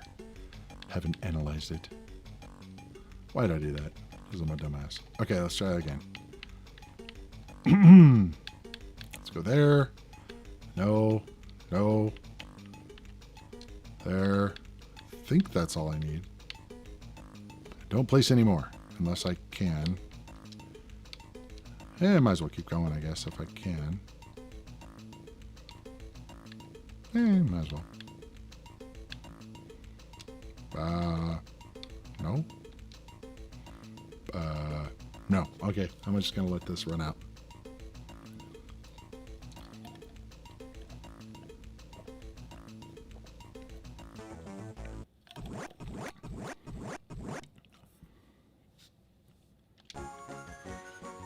Okay, level 3. No pressure.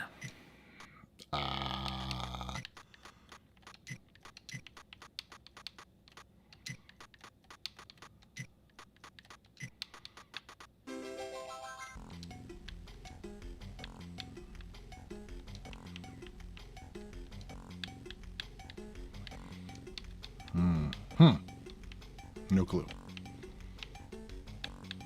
No idea. I'll go down this way, I guess. No idea. Sure. We'll go like that, and no clue. I'm not. Oh, I missed it by 1. Game over. Okay, enough stress for now. Okay. All right. Let's go look at the chat. This game is so funny. This game can cause panic. Yeah, you think I don't handle anxiety in games very well, as per usual, or as you noticed. This is a great puzzle game. Yeah, it is. It is a good puzzle game. It's just too much. Yeah, Tetris-like stress. You know, I don't know. Tetris, I can handle more. I don't know why. This is just anxiety. But whatever. It's over. Now I can move on to other things. Let's go with Andy's Attack. This, I believe, definitely let me know if you guys know better, but I believe this is one of Jeff Minter's first games. I believe it came out originally on either Spectrum or Commodore 64. And was ported to the ST. I think he ported, all of his games to the ST. So this is basically a trainer mode, space to reset. I'm trying to think of what I'm trying to do here. It's a Defender-like game. Okay. Now, is it keep... Oh, you know what? It's mouse. That's why. I'm like going, what's going on? It's mouse-based, which is always weird to play a game like this with a mouse. That's just weird. I'm trying to remember how to fire. Spacebar or something. It's really hard to control.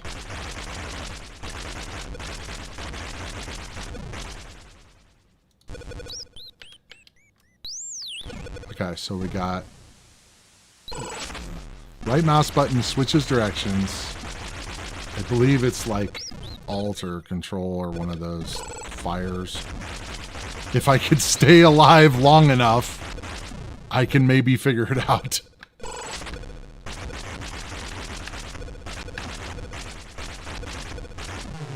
I guess I could have stayed in trainer mode, but let's try again. VIC-20. Okay. I knew he was on the Commodore side. Okay, shift. There we go. Shift shoots. Oh my god.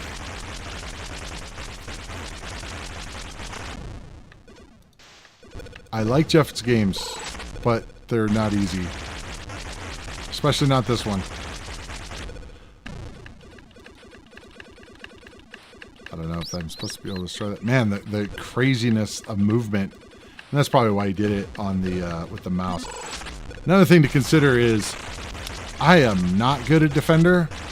I don't know anybody that is good at Defender. It's one of those games that the coordination on it is just in the amount of coordination needed to play Defender.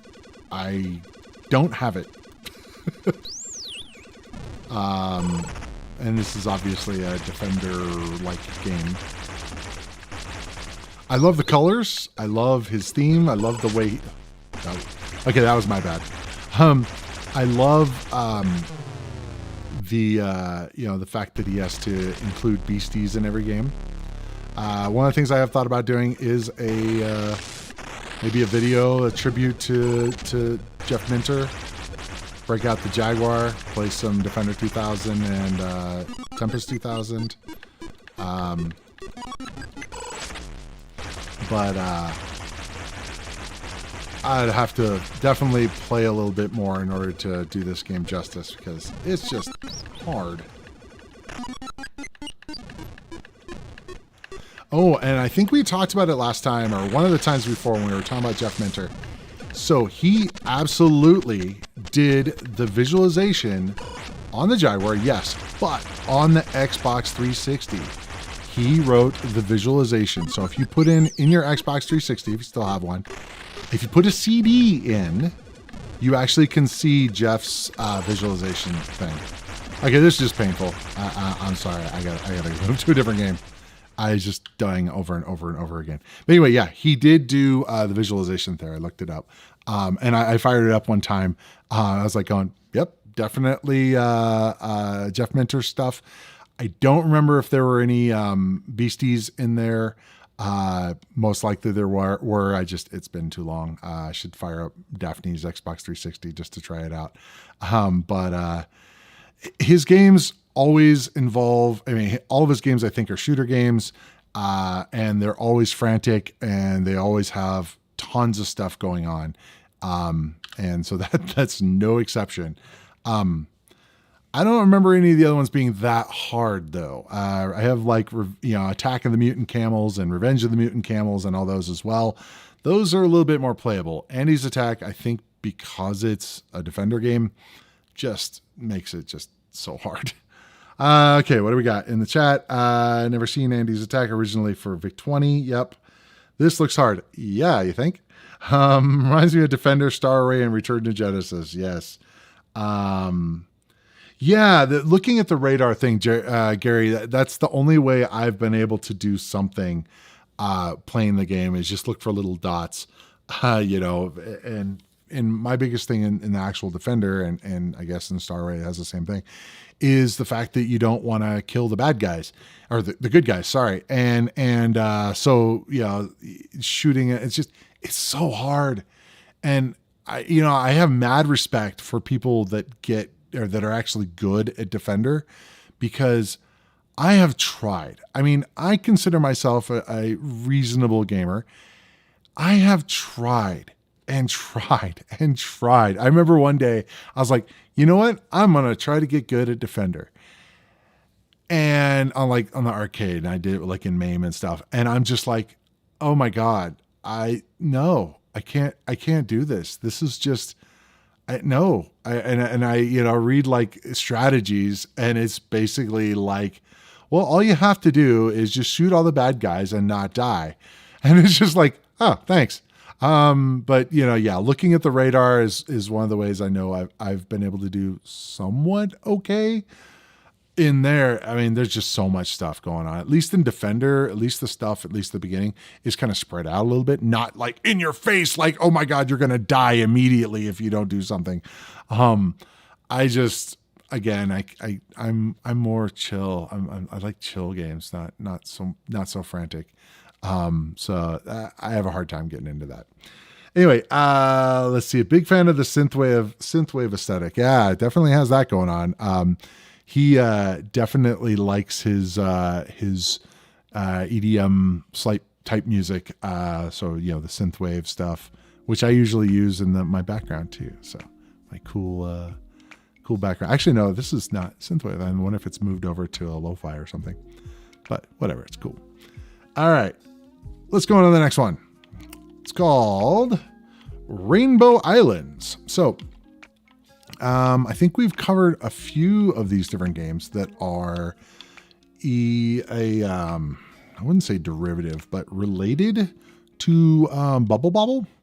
And this one is technically, I think, Bubble Bobble 2. So the idea is, I've done a little bit of research. This is the story of Bubble Bobble 2. The idea behind this game is actually to relate it to Bubble Bobble. Apparently, the idea is that there's two characters in Rainbow Islands called, I think it was Bibby or Bubby and Bobby or something like that, and then they shortened them for on Bubble Bobble, and it's like Bib and Bob or something like that. And so that you get turned into dragons, apparently. There's a whole backstory about this game, which is kind of odd. It seems like it's definitely one of those where they went, hey, let's just have this thing and let's build a backstory around it to make it somewhat plausible. And I kind of go, yeah, okay, whatever. It's a neat game. Definitely has a lot of the Bubble Bobble stuff. Not great at it, but it has the similar idea with the power-ups or the things you have to grab. I will say the music isn't as repetitive as Bubble Bobble. That's one of the things that I like Bubble Bobble,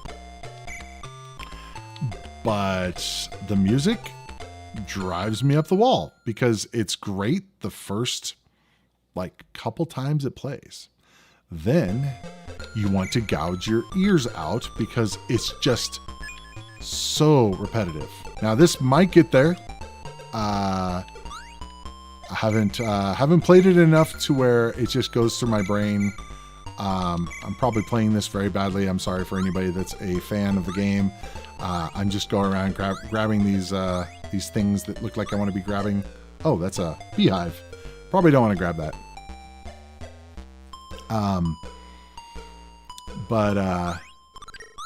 The music isn't as grating to me, at least so far. I mean, I guess if it plays the Somewhere Over the Rainbow thing over and over, it'll probably get annoying as well. I think anything will probably get annoying over time. Ouch.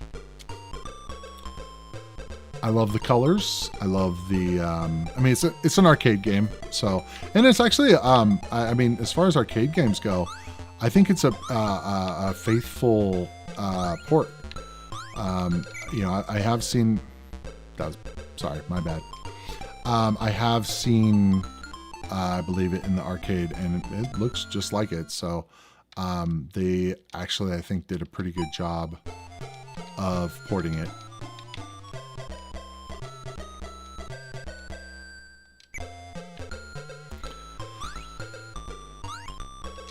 I think also the thing that has going for it that's nice is the fact that it's not just on one screen. It does have, you scroll and you can see, that's kind of cool, it trapped him. You're not just on one thing that you can't escape the screen, you know. On this, you're actually trying to go up and up and up, kind of like, was it Doodle Jump or whatever, one of those games, where you're trying to just go up on the level, which is very reasonable. I like all the power-ups, or whatever you want to call them, the things you're trying to grab. It's kind of neat having various things, foods and fruits and all that stuff. His eyes definitely have the anime eyes going on. I believe this is also a two-player simultaneous game, which is always cool. Just like Bubble Bobble, you can play as a different boy.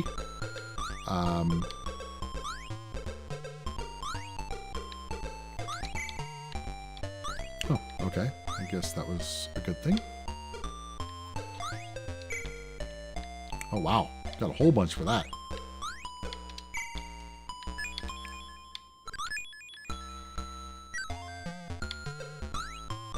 Seems weird that he could jump that high. It's like, really? Okay.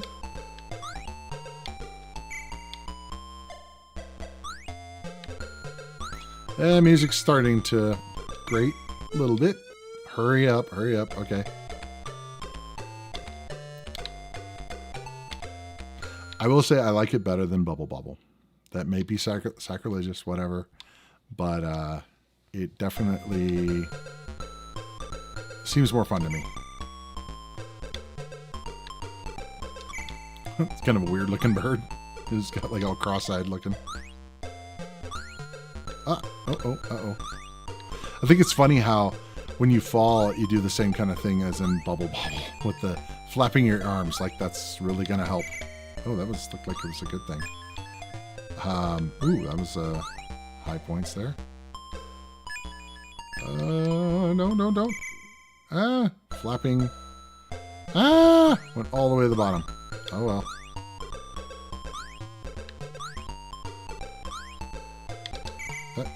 Yeah, again, you're supposed to grab that real fast, and I did not.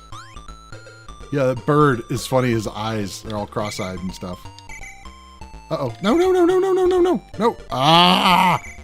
Uh-oh. The music's changing. Hurry up. I know. I'm working on it. I can't. Gotta have the fast music. Make me, more stress-inducing. No. Oh, I guess that was like a spider or something. Weird. Round 3. Ready. Wonder if my timer reset. Oh, that's interesting. He like hatched. That was kind of cool. Oh, it is a spider. Okay. Couldn't quite tell what it was.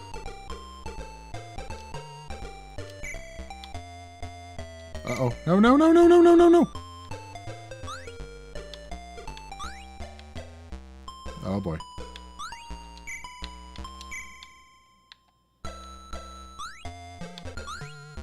I love when you jump around and stuff, his eyes, looking at his eyes, it's kind of trippy. They go up and down and stuff. Okay. Nothing like stressing me out here. Uh-oh. I didn't make it. Oh, there's a water level. That's interesting. Okay, I got the 3rd level. It wasn't horrible. I didn't get on a board or anything, but whatever. Oh, I guess the high score is 100,000. I only got to 70,000. All right. That's probably enough of that. Let's see here. Oh, what do we got here? Wow, we got a bunch here. Let's yes, my favorite chill game is Factorio. Yes, you're giving me a hard time about liking Factorio. Factorio is a chill game. Don't be dissing Factorio. Factorio is awesome. Anyway, okay. Rainbow Islands is in my top 10 favorite games of all time. Prefer to play the arcade version, but the ST conversion is very, very good. Yeah, I never really, to be honest, I never really played it on the arcade much, just here and there. And but yeah, the conversion looks amazing. It'd be cool to do maybe a side by side. I think that is probably pretty comparable. And it's what I used to play in before in my teens. I have only played the arcade version since getting the MAME cab. Yeah, it's funny. I have my my MAME cab over there, and I rarely deal with it. I need to mess with it. I converted it over to a Raspberry Pi last year or something, and I still haven't messed with it since then. Okay, what do we got here? Rainbow Islands ST conversion is just brilliant. Yep, no complaints. Muted with Iron Maiden on does the trick. Yeah, I could see that. Again, yeah, the music, while it's better than Bubble Bobble, I think that it would definitely start making you want to gouge your ears out after a while. Great sequel of Bubble Bobbles, coded by talented Braybrook. I am not familiar with the developer, but it does look like it was, oh yeah, Bob and Bob. It does look like it was, done really well. So no complaints. I prefer the arcade due to the controls where up isn't jump. Yeah, we've talked about that a lot on the streams of the up having to be jump. And while in that game, I think it's okay. But certain games, it's a pain because you want to have a separate button for jump than like the fire button. And, with the ST only having one button, they had to make compromises. And for good or bad, it's just the way it is. It would be really interesting. I've thought about this it would be an odd thing to do. And I definitely wouldn't even think about it for a game like this, since there's obviously a better version out there. But if there were a game that was like a definitive game on the ST that would be better had it had better controls, it'd be interesting to do a hack on that, to say, okay, with, you were going to set it up to have different keys. And then with an emulator, you could actually implement those keys on a controller and be able to control it in a modern way. Definitely would be a cool thing. Very niche, but hey, whatever. Okay. Let's see. Why are you such a fan, Gary? Nostalgia? It's an adorable game and it looks like it plays good and all, but I'm curious as to why it's top 10. Just love the gameplay. Took me a long time to beat it. Now, one of the things that's cool is I imagine on the arcade version, you can do continues. Whereas on the conversions, a lot of times you can't, just because you could just go through an entire game. But I imagine with a lot of these, you just keep pumping in more quarters and then you can beat it. Let's see. I'd get a bit further each time. Yep. Actually, I did okay that time. Valid. I do love the mechanics of trapping baddies and rainbows. Yeah, it was kind of a neat little thing. I like that. It's like, oh, I'm just going to trap you. Love all the color bits and getting the gems in color order. Oh, that's a thing apparently. Does seem to have quite a few little neat little details. I'll give this a swing at some point. Yeah, I recommend it. As far as like games like that, I definitely prefer it over Bubble Bobble. There's more to it than there initially seems. Can initially seem. Yep, seems like it. Sea Falcon 030, thanks for joining. Hello, pretty good arcade conversion. A shame about the slowdown. I didn't really notice much slowdown, to be honest. Apparently, I just wasn't paying attention. Normally, that stuff sticks out like a sore thumb for me, but I didn't really notice it. I love finding something new each time I play a game. I still discover new secrets in most of my favorites. Yeah, I obviously when you're playing a game, it's when you get to a certain point where it's just rote. It's always neat when you play through it again and go, oh wow, I never knew about that. That's always a cool thing. I'm not a big person that likes to replay games. Usually if I've beat it, I'm done. I'm not a completionist by any means, but it is kind of cool when you can go through it again and go, wow, I never saw this on the first playthrough. Let's see. Hungered channel just subscribed. Thank you very much. I don't have the little thingy, but absolutely appreciate it. Thank you for being here. And as always, we'll be coming here every week with more streams. So obviously, if you want to see something different as far as different platforms, especially if they're rare and different and exciting and something you think I should check out, definitely leave a comment, chat, all that stuff. Really appreciate it. Okay, just giving you a hard time about Factorio. You still need to play Factorio, so until you play it, you can't give me a hard time. It is an awesome game. I could totally do a stream of Factorio. And anybody else, if you've ever played Factorio, or if you've not played Factorio and you want a cool game, check it out. It's not an ST game; it is a modern game. But I'm always love playing with other people. I actually have a Discord set up just for Factorio, and we play pretty regularly too. So if you're into that, definitely drop me a line and we'll get you hooked up. Okay, I do have a Discord set up, and I don't have a link to it. I should probably have a link to it.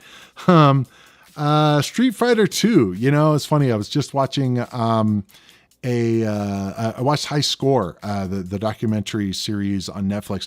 If you have not seen High Score, absolutely, you must see it. It is great. It goes through all the history and stuff. And there was a whole episode dedicated to fighting games. And we could totally do a stream on fighting games and the whole idea of Street Fighter 2 and the evolution of Street Fighter, as well as Mortal Kombat and that whole thing. And so that's an area that is very near and dear to me. I was on the Mortal Kombat side of things, but I can pretty much hold my own on at least some of the older Street Fighter 2 games. When it started getting into hyper fighting, blah, blah, blah, blah, with all of the adjectives, that's when you kind of lose me. But like the original Street Fighter 2, I can hang. 6 buttons doesn't translate into 1 button. Absolutely, it does not. I even had a hard time going to a controller, like when we would play in college. Dating myself there, but when we would play Street Fighter 2 on Super Nintendo, great port. I mean, it was amazing. The problem is playing with 4 buttons and playing with your thumb and playing with the fingers. Nah, it's so much better to have the arcade where you have the 3 and 3. It just doesn't translate well to a controller. So in my opinion, it doesn't get any better than the actual arcade or in a MAME cabinet or something. But yeah, 1 button, definitely not going to cut it on Street Fighter. You're right, a second button would work really well there, but the whole game is terrible there. As far as the Rainbow Islands or some other game. ST version, of course. Let's see. Okay, yeah. SNES port of Street Fighter 2 was so good. Yeah, no, it was, I mean, pretty much identical to the arcade, except for the controls. Now, I know you could get a third-party controller that would have the proper 6-button configuration, but most people didn't have that, and you just got used to it. And it was like, all right, you got to put the low attacks or whatever on the fingers, and it just was funky to me. Okay. I was so jealous of my friends with one. Yeah, it was one of those things that it's like, I at that time I was playing heavily in the arcades. So it was a step down a little bit, but hey, at least I didn't have to pay for it. At least I didn't have to keep pumping in quarters. But does not beat the arcade experience when you have people coming up, putting their quarters up, and then you kick in their ass, and then they walk away. But that's a story for another time. Okay. I've only played the Mega Drive and PSX versions. The loading on the PSX killed it for me. Interesting. I didn't know it actually came out on PlayStation. But yeah, at that time, especially CD loading times on the PlayStation 1 were yuck. Okay. So we're going to get to our headliner game. This is a game that I played a lot of, and I purposely did not play much this time just so that I could experience it again. I absolutely loved Megalomania. I believe that it was the first real-time strategy game. Definitely, if it was not, let me know. But I believe it predated Dune 2, and Command and Conquer and all those. I believe. If it did not, definitely let me know if there was one beforehand. But I believe this was one of the first real-time strategy games. And so when this came out, I remember just going crazy with this. Real-time strategy in the fact that similar to the modern RTS. I mean, some people could call like Populous a real-time strategy game because it's a strategy game in real time. But the idea of having units and your buildings that you upgrade and things like that. This had all that stuff, or at least most of it. But this had some stuff that other games don't have. The more modern games that it's more it's a campaign kind of deal, and it has music, which is kind of not all that special. But so let's see here. If it doesn't have normal music, I will I'll put on the other music again. Let's see. Okay, so we pick one of 4 different characters. And it really, I think it depends on they have different pluses and minuses for each one of them. I don't remember which one I used to play. I'll play Scarlet. Red, as you guys know, I love red. So we'll see how this goes. Okay. So we have Aloha of the First Epic. So we have options, but we're not going to mess with that. So the deal is that we're going to have a island here with 2 spots on it. And so what I have to do here is I have to assign people to this thing. And I'm trying to remember, is it right click, left click? If you guys remember, let me know. But I'm trying to remember how to assign. Oh, maybe I have to click first. No, so play island. There we go. I have to click play island first. Okay, so I have to tell it how many guys I want to send. Now I can send somehow. Let's see. I'm clicking. Where do I click? I remember. It's been a while. Sorry. How do I? Is it up arrow? No. I always have to remember the ST only. Oh, there we go. There we go. I had to click on that number. Only had 2 buttons. Okay. Alter the number of men to play this island. So we only have men apparently. So I'm going to take, I have no idea. It's been so long, but you can keep guys in reserve, which is interesting. You have 100 people. I'm just going to send 50. It's probably overkill at the beginning levels. And then I believe I can click where I want it. Yeah. Place it. So I'm placing my guys on that section. Okay. So we have a tech tree. So forgive me, it has been a long time since I played this game, so I have to get more familiar. So at least it has tooltips, which is nice. So we can say view and alter current design. So there's a whole research thing where you can research things. Check on building damage status and repair buildings. View army weapon stocks and assemble army, and then view element stocks. So you can see how much elements we have, or how many elements. We have 16 and a half wood. I don't know, you have half a wood. But you can say, take a guy, I believe, and let's see here. It's been a while. We can view and alter design. So we can, work on a stick weapon, which is kind of cool, or a shield, or a rock weapon, or a catapult. So it starts really, really like Stone Age stuff. So we can say, okay, we're going to work on a stick, and we can devote a certain amount of guys to this. So like if I put in like all of my guys if I wanted to. Since I have a bunch of guys, I can do this. It basically will make things take very little time to produce. And then I can say, okay, change number of designers, and I think I can do this. And basically over certain amount of turns, it will make that idea, that thing that I wanted. So the whole stick thing. Okay, so what I can do here is I can also speed it up. So I can speed it up here, and the design is ready. So that means that now I can actually, deploy guys with sticks. Select a stick weapon to place in building forts. So we can place it, replace current weapon. Yes. So I can put a stick. I don't know why I'd put sticks up here, but whatever. But I can put guys in here, and they have sticks. Hopefully they can throw the sticks. Probably not. I think they're probably a melee weapon, but whatever. So the next thing we can do, I believe we can build things, but let's see what we got. View blueprints of completed designs. So we have a stick, and it takes a 1.5 wood in order to build that stick. So let's work on maybe, see, we can make, let's see what you can do. Add unarmed man to this army.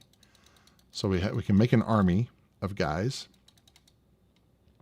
Return army to tower. So we have a bunch of dudes in here, or rather, actually, these guys are just in there already.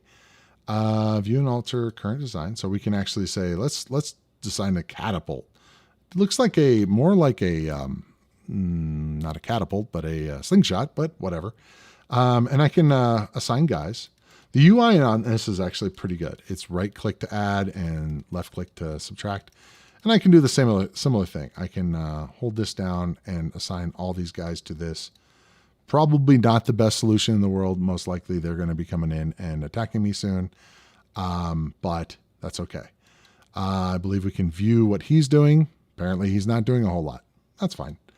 Let's see. So we can view and alter the current design. So we've got this going, but we're not moving. So let's move this faster.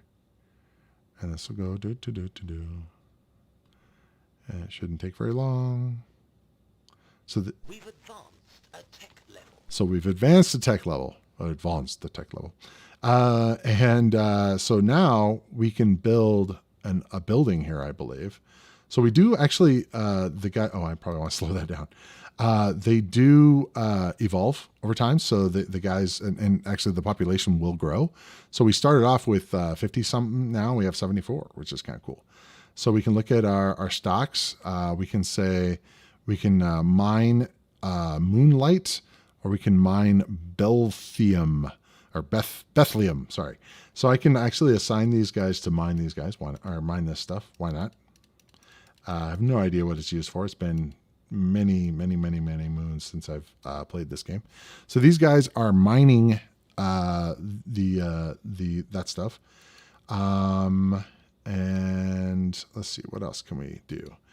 We can still work on these designs, but we have our catapults right there. So we can actually say, let's see what we can do. We can have these guys add a catapult to this army. Sure. Okay.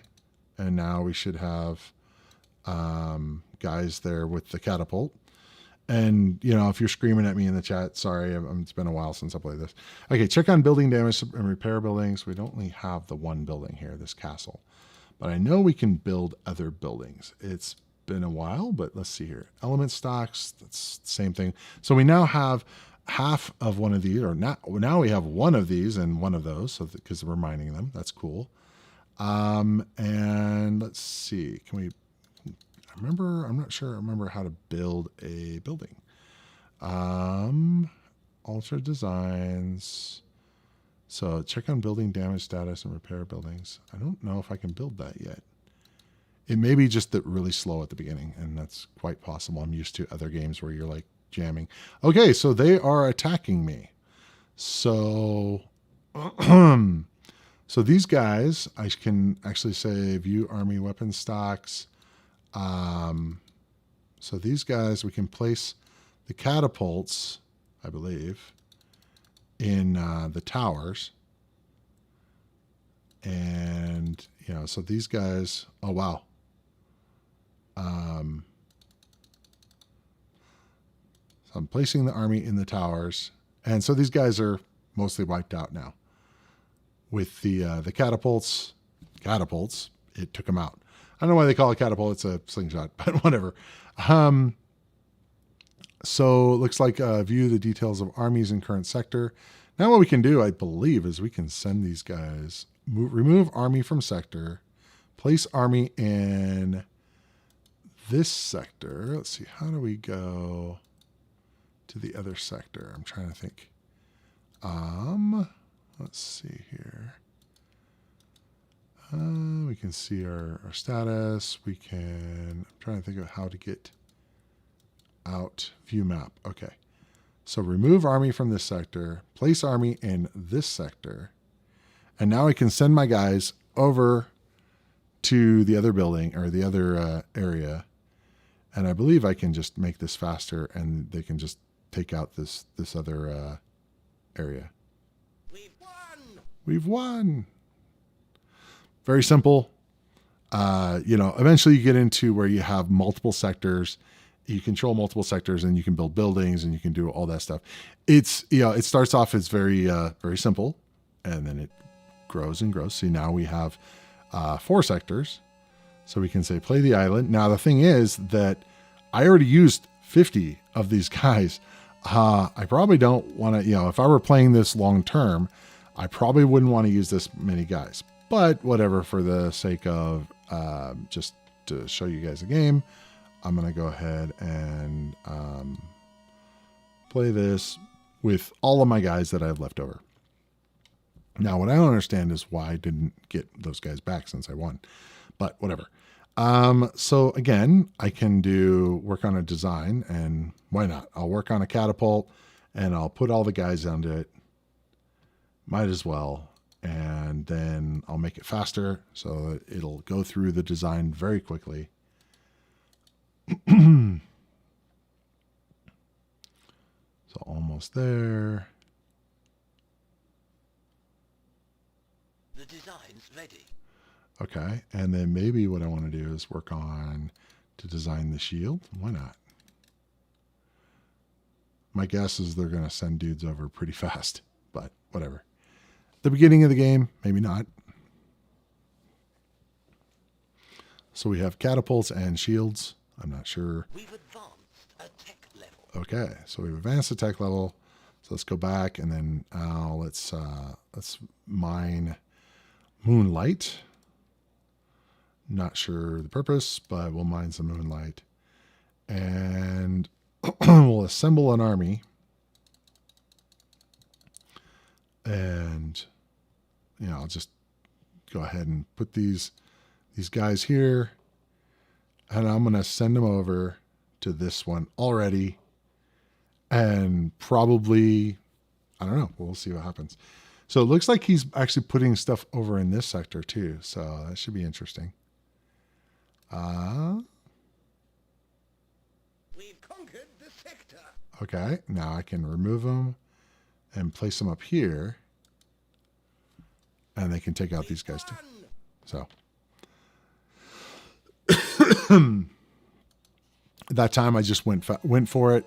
It gets harder and harder. Obviously, now it's me against 2 guys. So, I'm not going to be able to go through it like that. And also the fact that I only have 1 guy, that's problematic. I think typically when you're trying to play a game, a long-term game with this, you are trying to beat it with as few guys as possible.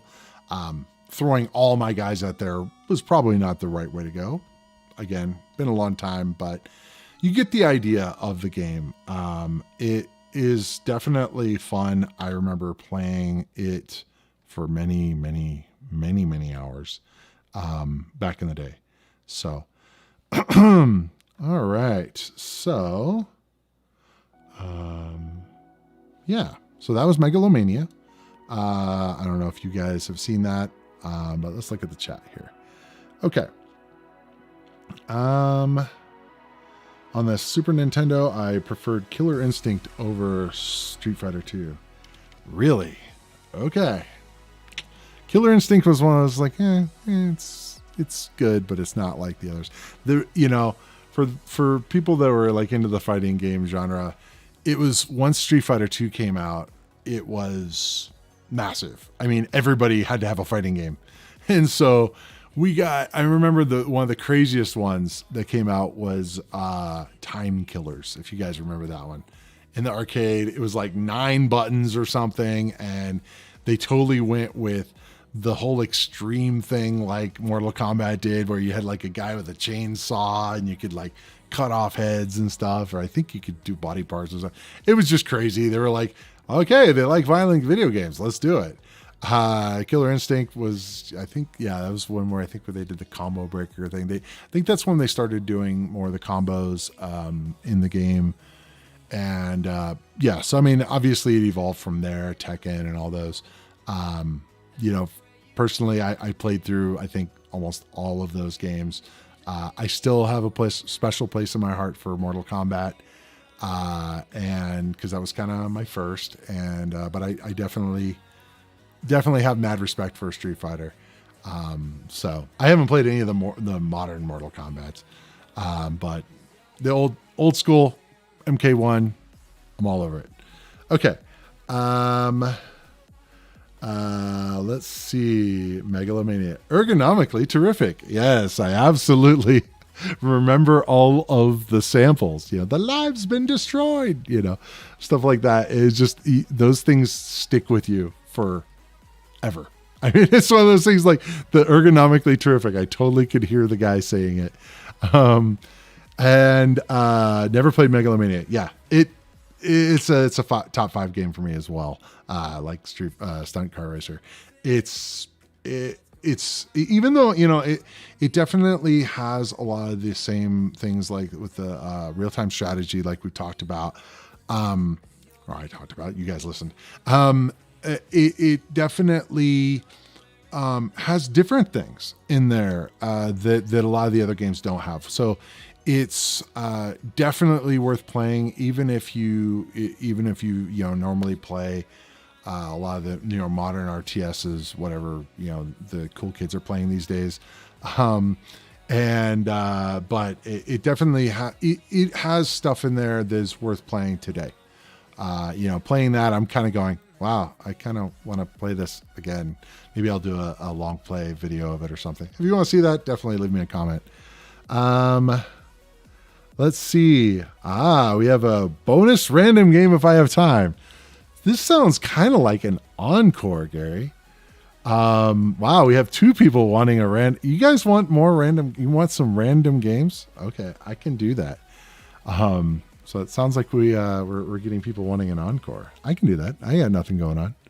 So, well, that's not totally true. I have stuff to do, but I'd rather be playing video games. So let's get to it. Why is I have to do that. Okay. Random game. Okay. So here's all my favorites that I have featured either on the stream or plan to in the future. But if we want to go with a totally random, I can do that. Or if we're talking totally a random Atari ST game, or what do you guys want to see? I am down for whatever. I mean, I could play all day, but if you guys want to see more stuff, I can definitely do that. My most played games here in Play Night. If you guys have not checked out this front end, if you do any emulation stuff or even playing modern stuff, Steam, Epic Store, and all that. The cool thing about Play Night is it supports all those as well as even itch.io, which is a really low, unheard of, not really unheard of, but indie game thing that some of us bought this bundle last year or whatever, like 1,500 games. It supports that as well. And actually I've been playing some of those. The cool thing is you can play all the emulation stuff on it. I feel like I'm selling the product. It's free. You can play all the emulation stuff on it. You can play all the Steam games, whatever you want. You can support in here. But yeah, Factorio, I have a few hours played, just a few. But a friend of mine, I think he has 1,500. So if you haven't, this is my plug for Factorio. If you have not played Factorio, you really owe it to yourself to play because it is an awesome game. Okay, so what are we playing? Random ST game. Fair. I will go with that. So for that, I'm gonna say platform, Atari ST. These are the ones I have set up. So I do actually have the Amstrad set up as well as 2600, 800, and actually I was messing around with the Scum engine as well. And we're gonna go with, instead of most played, we're going to say all. And one of the things I don't like about this is it doesn't, when I switch those, it doesn't like actually take advantage of that. Okay. So now what I can do is, let's get out of there, and I can say play random game. So I'm going to try that. So Flimbo's Quest. Now, one of the things is all these games are from almost all these games are from the PP whatever his name is, Putnick, the hard drive versions of games. They don't, the way I've got it set up right now, not all of them work, and there's some work for those that know what's going on. It needs like a special hardware or hard drive emulation. This program requires PPHC, blah blah stuff. I know how to set it up. It's a pain to do. So I have to set those up manually still. So let me pick a different one, and hopefully we'll pick one that works. Making Whoopee. That one, I played that for a little bit. It's lame. Let's pick something else. A Dizzy game. I know how much people love Dizzy games. I was actually reading somebody talking about, has anyone ever liked the Dizzy games? And looks like it's a thing, but never played them.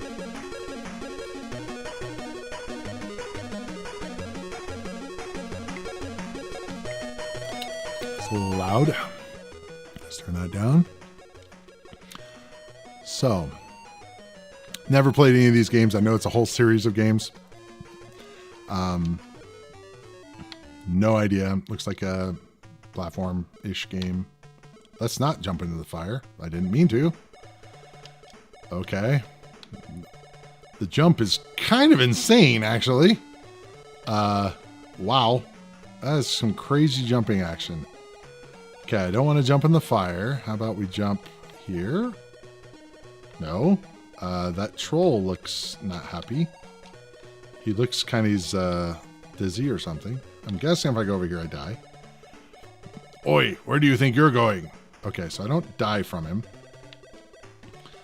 You are carrying a stale loaf of bread, a fresh green apple. Exit and don't drop. Okay, so I just picked that up. A jug of cold water and a stale loaf of bread. Ah, interesting. You are carrying too much, so I'm going to drop a stale loaf of bread.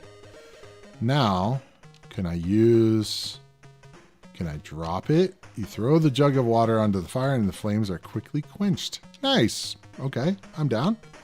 Let me go grab this apple, maybe.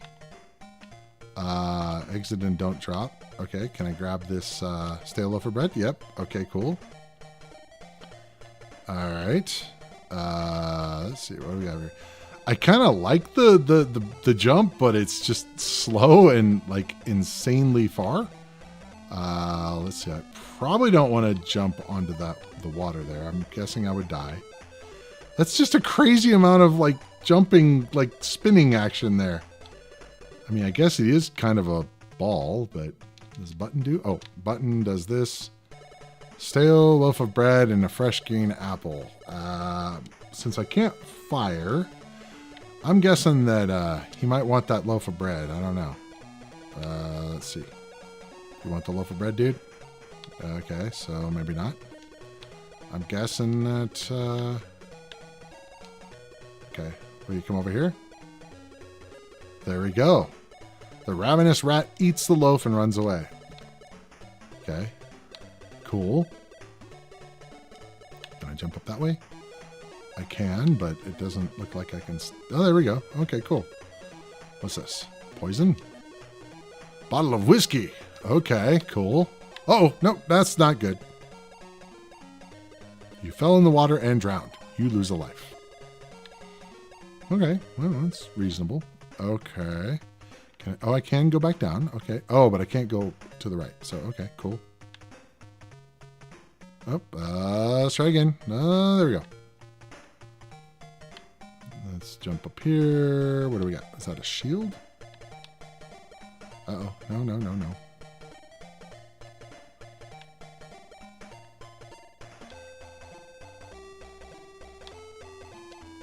Oh, it's just, you found a coin. Okay. What's that up there? So this is kind of a platform adventure kind of game, I guess. Okay, cool. I'm guessing I can't grab that sword. It'd be a little bit big for him. Okay. Lever. You throw the lever to on, but it breaks. Okay, so in other words, yeah, so I get it. All right, so I guess I need to go that way. Let's see. Did I go over here? I did. Yep, I already got that thing. Okay, cool.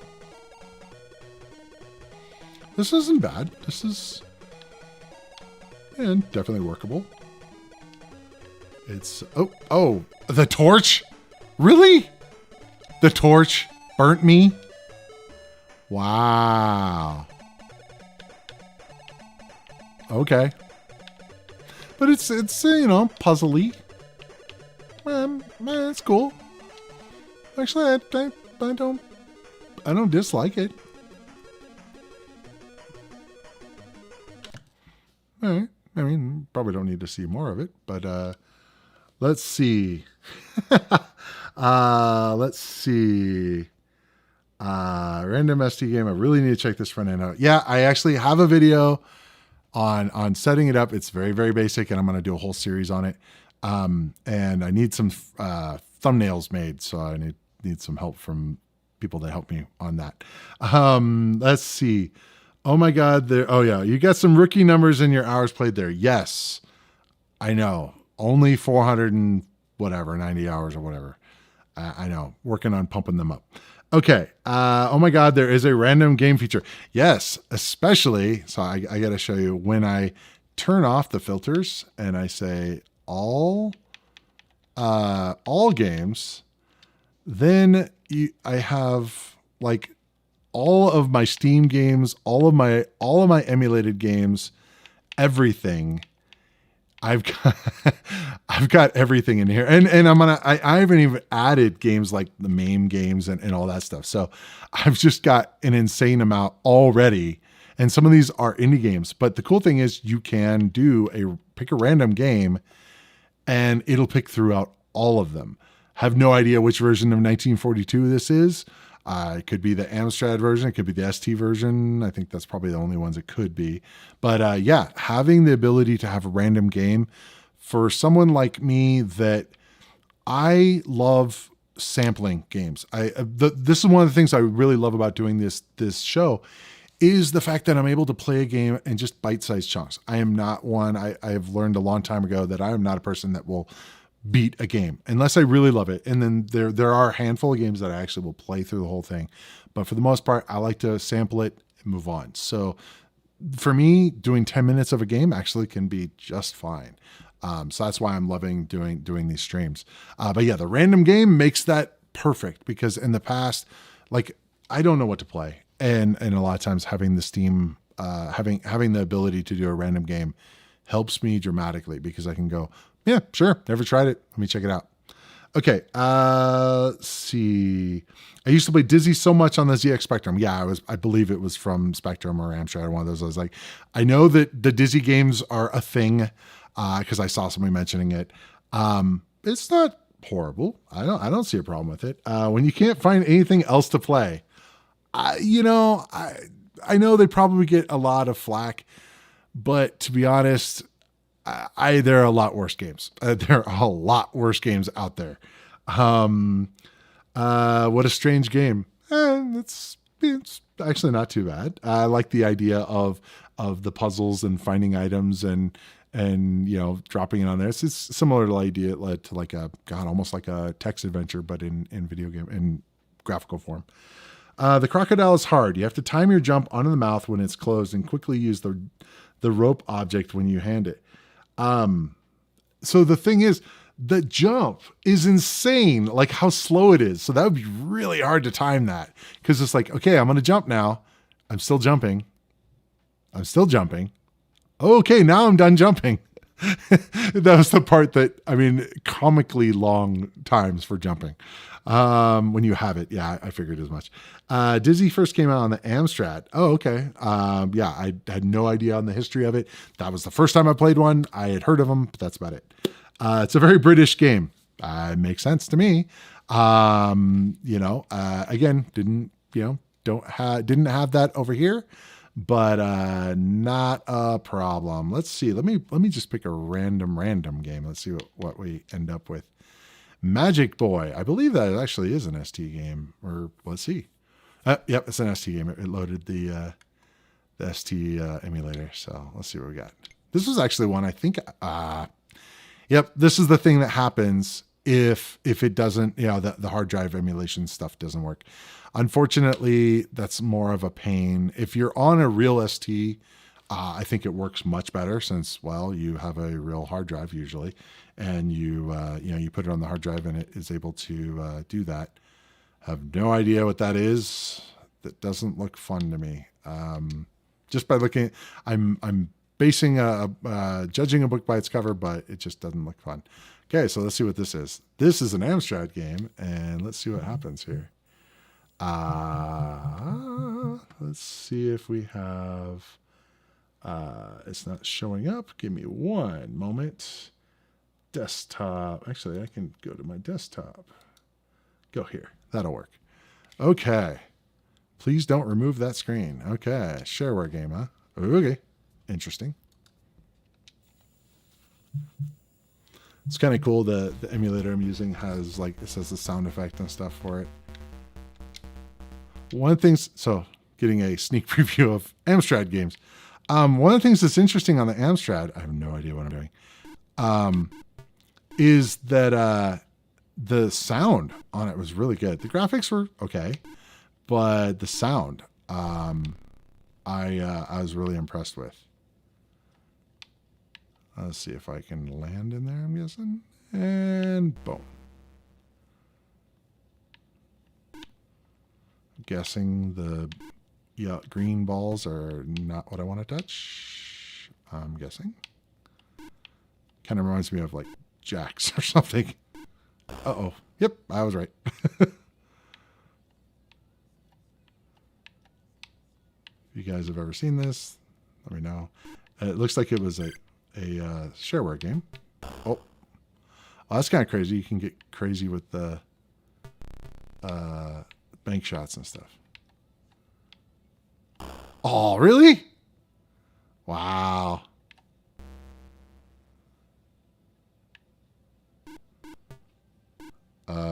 This looked like TIE fighters.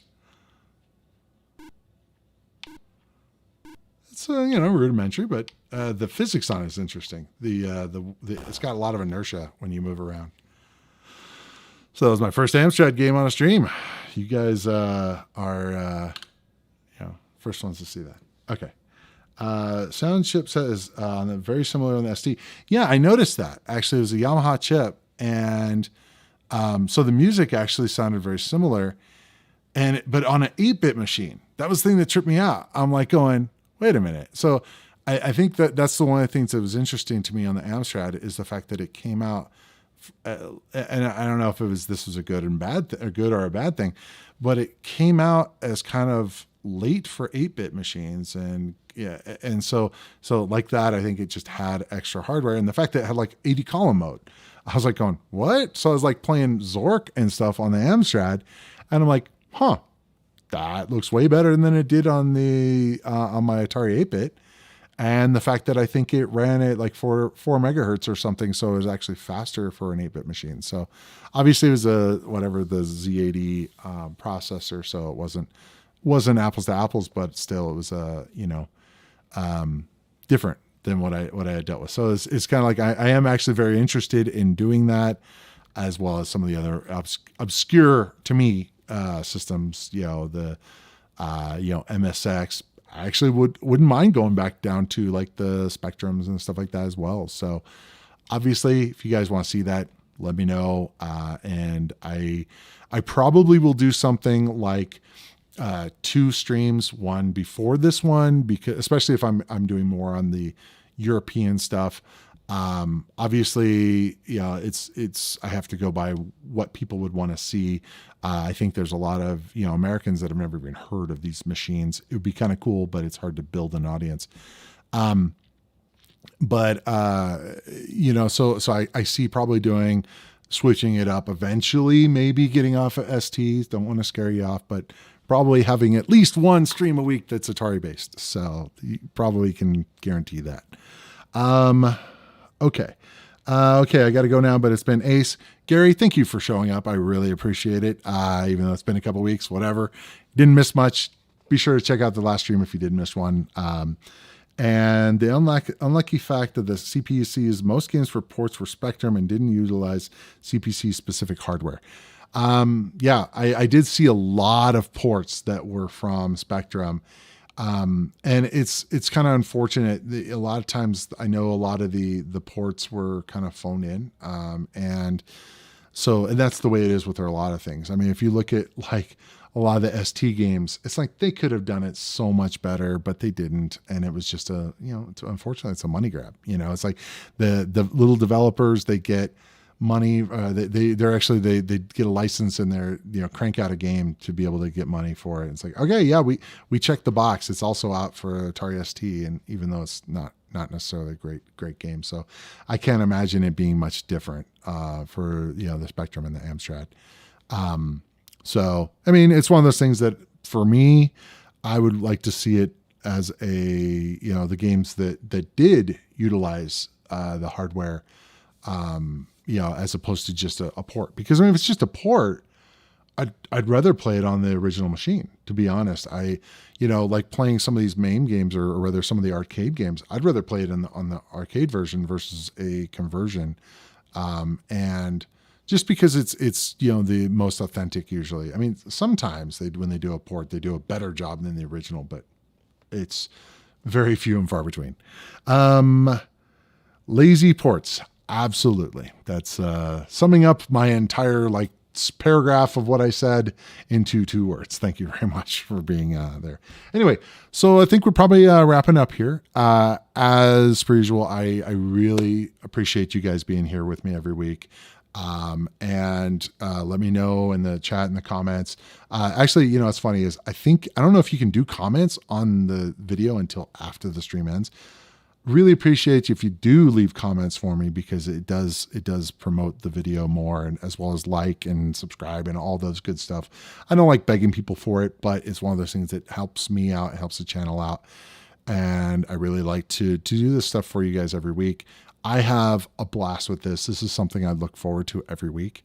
And I love, spending my Sunday afternoons with you guys. So that being said, I will see you in the next adventure. Take care.